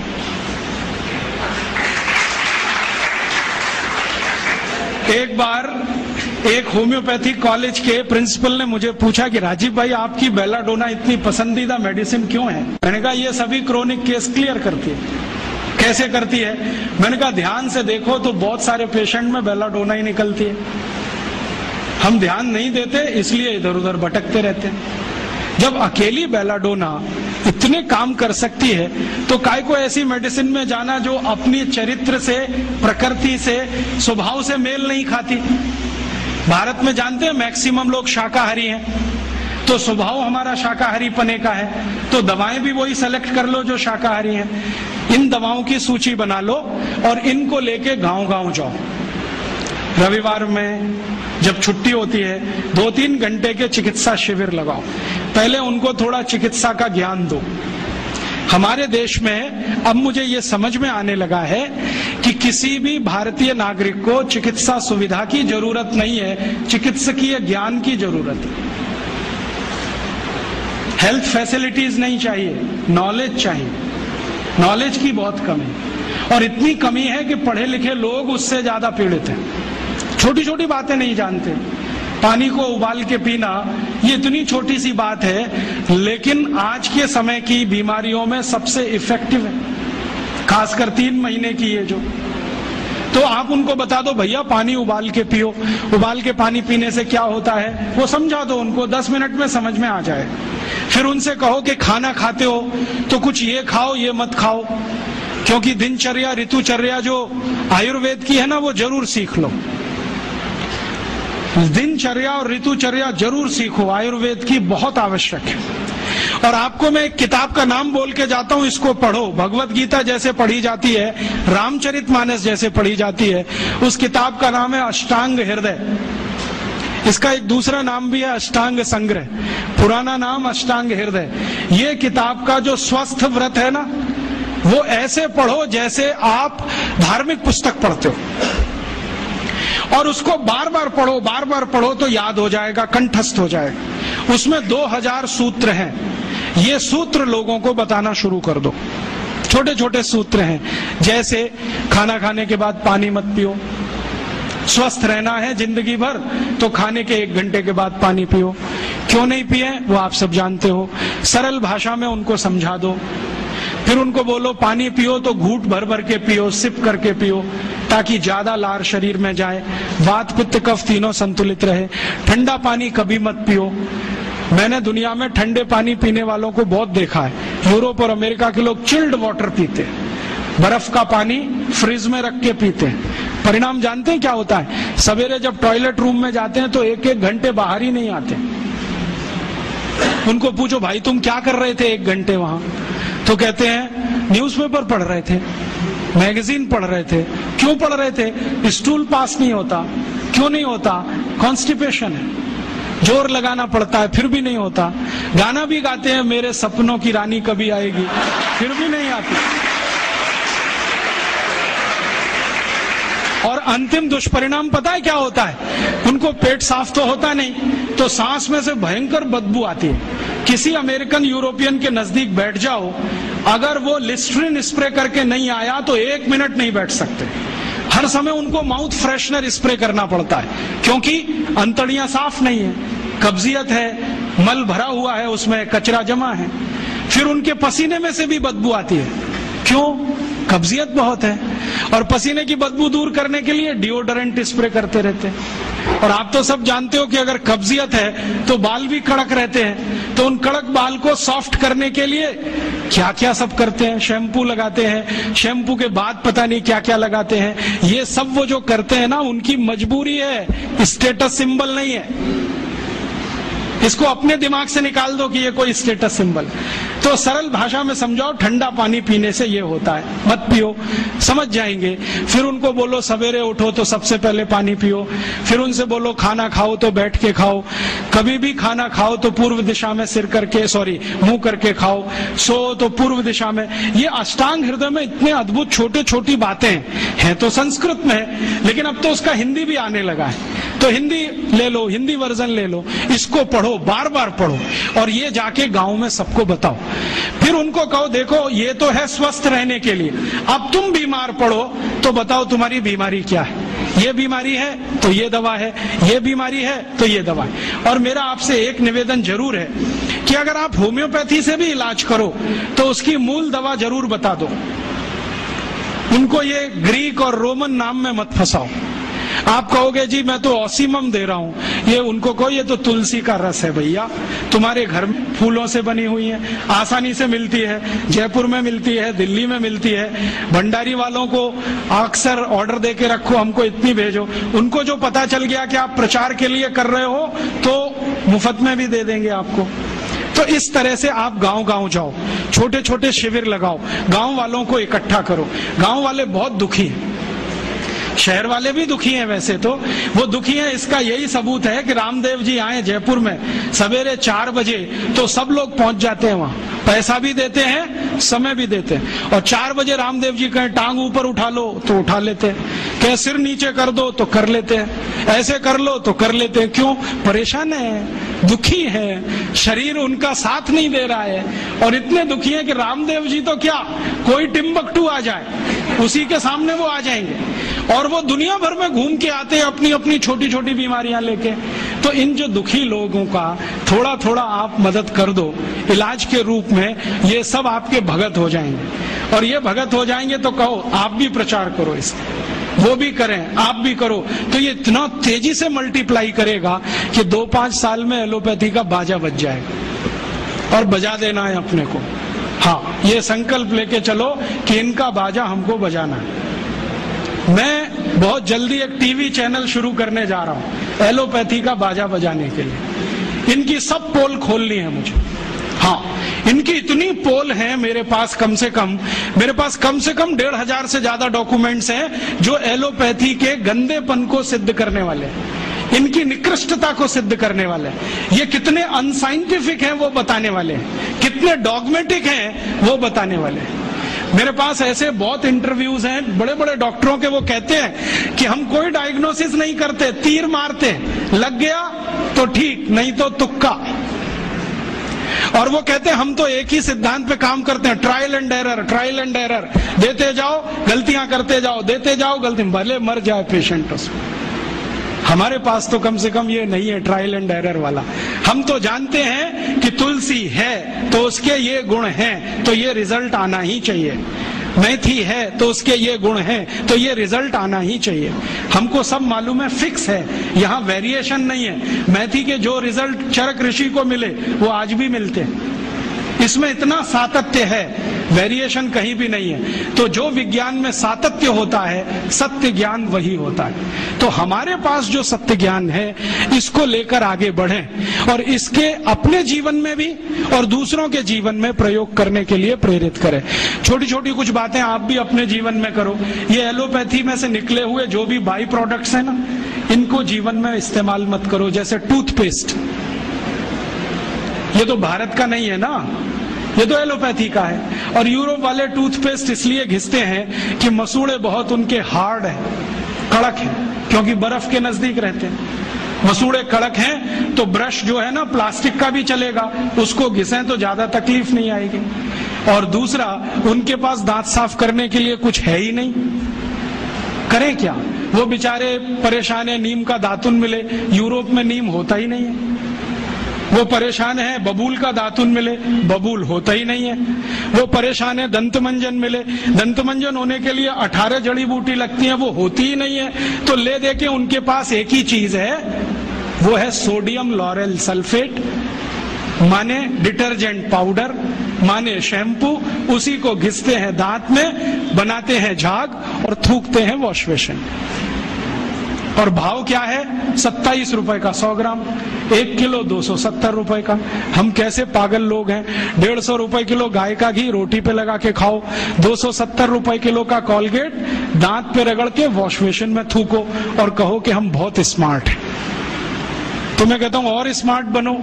तो पूछते हैं करें क्या? मैं बोलता हूं ये 270 रुपए किलो का इतना महंगा कॉलगेट है, थूकते क्यों हो?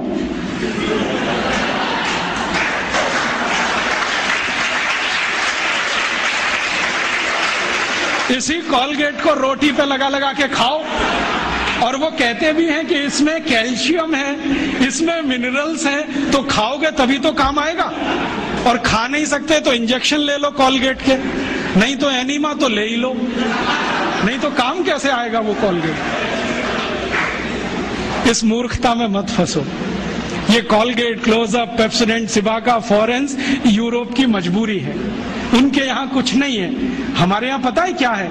आयुर्वेद में दांत साफ करने के लिए 12 जड़ी बूटियां, 12 तरह के वृक्ष की डंडी, नीम की दातुन चैत्र के महीने में, सुनो जरा इसको गंभीरता से, हर महीने में अलग दातुन। नीम की दातुन चैत्र के महीने में, बैसाख में बबूल की दातुन, आषाढ़ में आम की दातुन, और मैंने देखा हर महीने में विशेष दातुन। और इतना माइक्रो स्टडी किया गया हजारों साल कि चैत्र के महीने में शरीर की प्रकृति ऐसी रहती है तो नीम ही है जो बैलेंस कर सकता है, तो नीम की दातुन। बैसाख के महीने में ऐसी प्रकृति है तो बबूल बैलेंस करता है, तो बबूल का दातुन। आषाढ़ में ऐसा है तो आम बैलेंस करता है, ये बैलेंस कर। तो इतने बड़े साइंस को छोड़कर आप फंस गए वो कॉलगेट में। खत्म करो ये कॉलगेट। हम तो मजबूर नहीं है, गांव गांव में नीम मिलता है, बबूल मिलता है, तो नीम बबूल का दातुन करो, नहीं मिलता तो दंतमंजन करो। ऐसे यूरोप से आए हुआ ये जो शैम्पू है, ये वो लगाते हैं इसलिए कि बाल कड़े हैं, कड़क है। कड़क इसलिए कि पेट साफ नहीं है, कब्जियत है। आपको शैम्पू की क्या जरूरत है? आपको बाल ही साफ करने हैं तो आयुर्वेदिक औषधि है, आंवला, रीठा, शिकाकाई गांव गांव मिलती है, कहीं से भी ले लो, इकट्ठा करके डिब्बे में रख लो, बराबर मात्रा में मिला लो, 1 चम्मच गर्म पानी में डालो, सवेरे उस पानी से बाल धो लो। फिर कोई कहेंगे जी डैंड्रफ हो जाता है, तो उसके लिए नींबू का रस जिंदाबाद। नींबू के रस में थोड़ा गुड़ मिला दो और उसको बाल में लगा लो, सब डैंड्रफ निकलता है। एलोवेरा जिंदाबाद। ग्वारपाठा कहीं भी मिलता है, उसका रस ले लो, बालों में लगा लो, एकदम ठीक कर देगा। अपने पास कुछ कमी नहीं, तो अपनी जिंदगी में ये एलोपैथी निकालो। सवेरे ही सवेरे उठते हो, चाय पी लेते हो, कॉफी पी लेते हो। आयुर्वेद कहता है कि ये जो चाय कॉफी पिए तो जिंदगी भर बीमारी ही बीमारी। सवेरे का दिन शुरू करो पानी से, चाय कॉफी से नहीं, तो अपने आप स्वस्थ रहोगे। तो अपने जीवन में भी थोड़ा आयुर्वेद को लाओ।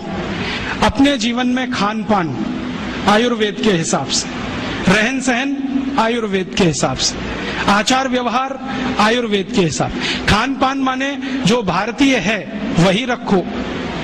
यूरोपीय अंग्रेजी खान पान, pizza, burger, hot dog, cold dog, chowmein, noodles, क्यों फंस गए इसमें? नाम भी बड़े विचित्र हैं। हॉट डॉग गरम कुत्ता, कोल्ड डॉग ठंडा कुत्ता। चाउमीन का क्या मतलब आप नहीं जानते, तो क्यों खा रहे हो? अपने यहाँ बहुत कुछ है खाने पीने के लिए। भारत तो ऐसा अद्भुत देश है कि जिस दिन जन्म लिया और जिस दिन मरो, हर दिन एक नई डिश बना के खा सकते हो। इतनी वैरायटीज हैं इस देश में। ये यूरोप में तो पाव और भाजी, माने बर्गर, पिज्जा, ये सब पाव से ही बनता है। वो उनकी मजबूरी है, क्योंकि गेहूं तो है उनके यहाँ, गेहूं अपने यहाँ भी है, गेहूं का आटा बनाते हैं, हम भी बनाते हैं। आटे को गूंदना नहीं आता उनको, क्योंकि वो टेक्नोलॉजी आज तक वो सीख नहीं पाए, और हमने शायद ट्रांसफर भी नहीं किया होगा। तो आटा गूंदना नहीं आता, आटे को सड़ाना जानते हैं, तो सड़ाते हैं उसको, 20-20 दिन सड़ता है, और वो सड़े हुए आटे से पाव ही बन सकता है, ब्रेड ही बन सकती है। हम तो आटे को गूंदना जानते हैं, गूंदे हुए आटे में 48 मिनट के अंदर कुछ भी बना लो, पूरी है, कचौरी है, रोटी है, पराठा है, नान है, क्या क्या सब बना लो। उनका सड़ा हुआ आटा दो ही चीज बनाएगा, पाव रोटी, डबल रोटी। तो वो पाव रोटी डबल रोटी खाते मजबूरी है, कुछ आता नहीं बनाना, हम क्यों खाएं ये सब? और वहां पाव रोटी खाएंगे सड़ी हुई, तो इसको पचाना है तो कोई एसिडिक चीज पीनी पड़ेगी, तो वो पेप्सी कोक पीते हैं, क्योंकि खाया कचरा है तो पचाना भी वही कचरा, इसलिए पेप्सी कोक पीते हैं। हमको क्या जरूरत है पीने की? हम तो गर्म देश में रहते हैं, हमको तो जरूरत नहीं है। और अगर पेप्सी कोक पीना है तो सोच कर पियो कि इसमें वही एसिड है जिससे टॉयलेट क्लीनर बनता है, और उतना ही एसिड है जितना टॉयलेट क्लीनर में होता है। मैंने एक बार पेप्सी का पीएच कैलकुलेट किया था, 2.4 है, और फिनाइल का पीएच भी 2.4 है, हार्पिक का पीएच भी 2.4 है। तो एक दिन मैंने सोचा हार्पिक से टॉयलेट साफ होता है तो पेप्सी से भी होना चाहिए। मैंने किया और एकदम झकाझक सफेद से।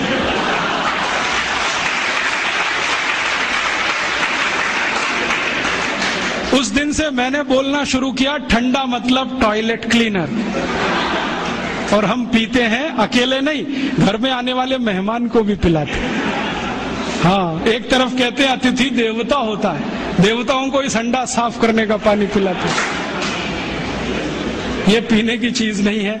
और अब तो आपको मालूम है ना, पेप्सी कोक में जहर भी है, DDT, बेंजीन हेक्साक्लोराइड, क्लोरोपाइरीफॉस, ये सब पेस्टिसाइड्स। और जो वैज्ञानिक इस पर रिसर्च करते हैं ना, वो कहते हैं कि 7 साल पेप्सी पियो तो अंतड़ियों में कैंसर हो जाएगा, 5 साल पियो तो नपुंसकता आ जाएगी। वैज्ञानिक तो बोलते हैं कि 1 इंजेक्शन पेप्सी ब्लड में लगाओ तो हृदय घात की संभावना पैदा हो जाए। कई वैज्ञानिकों ने यह सिद्ध किया है कि गर्भवती मां अगर कोका कोला पी ले तो गर्भ में बच्चा विकलांग पैदा हो। आंख में पेप्सी कोक डाल दिया तो आंखों की रोशनी चली जाए, दांत डाल दिया तो दांत गायब हो जाता है। अभी ये कोई पीने की चीज? मत पियो। अपने पास बहुत कुछ है पीने के लिए, संतरे का रस, मौसमी का रस, नींबू की शिकंजी, नारियल का पानी, दही की लस्सी, गाय का दूध, कुछ नहीं मिले तो घड़े का पानी। तो ये अमेरिका और यूरोप से जो कुछ आया ये हमारी जिंदगी में रहे जरूरी नहीं है। डिओडोरेंट इस्तेमाल मत करो, वो क्यों करते हैं मैंने बताया, पसीने की बदबू आती है, आपको क्यों आनी चाहिए? और अगर आती है तो पेट ठीक करो, स्प्रे करने से कुछ नहीं होगा। मुंह में लिस्ट्रीन वो स्प्रे करते हैं, पेट साफ नहीं है, आप अपनी कब्जियत ठीक करो। तो उनकी नकल मत करो, क्योंकि वो एक खास तरह की व्यवस्था में रहते हैं, हम दूसरे तरह की व्यवस्था में रहते हैं। ध्यान रखो, वो बहुत ठंड को झेलते हैं, हम इतनी ठंड नहीं झेलते, इसलिए वो चाय कॉफी पिए, उनका ब्लड प्रेशर बढ़ा रहे वो चलेगा, आपका थोड़ा भी बढ़ गया तकलीफ करेगा। तो अपनी जिंदगी में जो आयुर्वेद से आया, जो भारतीय विद्याओं ने सिखाया, वही अपने जीवन में लाओ और जीवन का एक सूत्र बनाओ, भारतीय बने और भारतीय चीजों का ही उपयोग करें। भारतीय भाषा, भारतीय भूषा, भारतीय भोजन, भारतीय भजन और भारतीय भेषज, ये 5 चीजों का इस्तेमाल करो। भोजन मैंने बता ही दिया। भूषा आप जानते हो, अपनी भारत की भूषा और इंग्लैंड जमीन आसमान का अंतर है। वो ठंड वाले जगह रहते हैं, टाई सूट पहनना उनके लिए मजबूरी है, हमको टाई सूट पहनने की कोई मजबूरी नहीं। अगर 50 डिग्री तापमान में हम सूट और पैंट और टाई पहन के घूमें तो मूर्खों के मूर्ख ही दिखेंगे। बहुत लोगों को मैंने देखा है, शादी करने जाते हैं, घोड़े पे चढ़ते हैं, टाई और 3 पीस सूट पहन के बैठते हैं, जून के महीने में भयंकर गर्मी में, सुपर इडियट बन के जाते हैं। और उनको पूछो भाई ये क्यों कर रहे हो, तो कहते हैं आज तो कर लेने दो, शादी का दिन है, मैंने आज ही सुपर इडियोसिटी दिखानी है आपको शादी के दिन।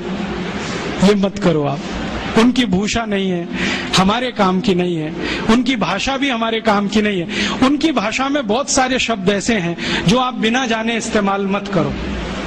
जैसे कई बार मैं कई लोगों के घर में जाता हूँ, अधकचरे लोग पता है कैसी बात करते हैं, oh Rajiv Dixit, she is my missus. तो मैं पूछता हूँ really she is your missus? क्योंकि यूरोप में मिसेज का अर्थ जानते हैं, धर्म पत्नी को छोड़कर कोई भी महिला वो मिसेज होती है, क्योंकि वहां शादी करने की परंपरा नहीं है। 70% लोग बिना शादी के रहते हैं। ऐसे ही वो मिस्टर बात करते हैं, हम क्यों करें? वो आंटी अंकल बोलते हैं क्योंकि उनके यहाँ कोई रिलेशनशिप नहीं है, परिवार नहीं है, तो परिवार संस्था के कारण संबंध नहीं है। हमारे यहाँ चाचा है, चाची है, मामा है, मामी है, मौसा है, मौसी है। भारतीय भाषा में थोड़ी दम ज्यादा है, इसका ही जीवन में है। तो भारत की भाषा, भारत की भूषा, भारत का भोजन, भारत का भजन, भजन माने संगीत, भारतीय संगीत। ये रॉक और पॉप इसमें मत फंसो, ना तो कर्ण प्रिय है ना शरीर के स्वास्थ्य के लिए अच्छा है। भारतीय संगीत इतना स्लो, इतना मधुर कि आपको म्यूजिक से ही बहुत सारी बीमारियां ठीक हो जाएं।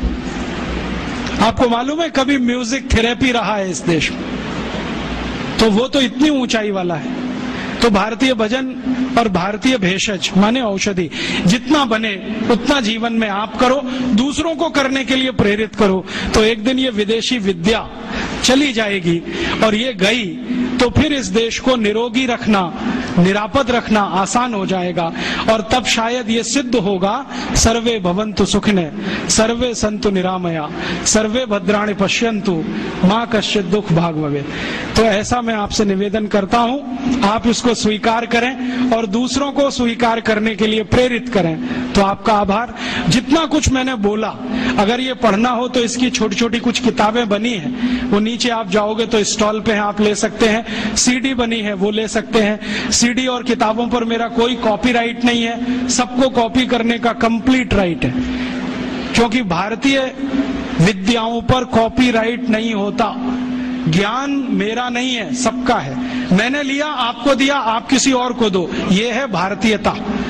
यूरोप में होता ज्ञान को पकड़ के रखो, बेचो इसको भी, हम बेचने में नहीं मानते। तो आप सुनो, दूसरों को सुनाओ, इन्हीं विषयों की सीडी को कॉपी कर करके बांटो, तो शायद इसमें मदद मिले और ये इतना तेजी से फैले कि जैसे कभी स्वदेशी आंदोलन चला वैसा ही फिर एक आंदोलन चले। और ये साल कुछ विशेष है, भारत में वंदे मातरम का 100वां साल है, स्वदेशी आंदोलन का भी 100वां साल है।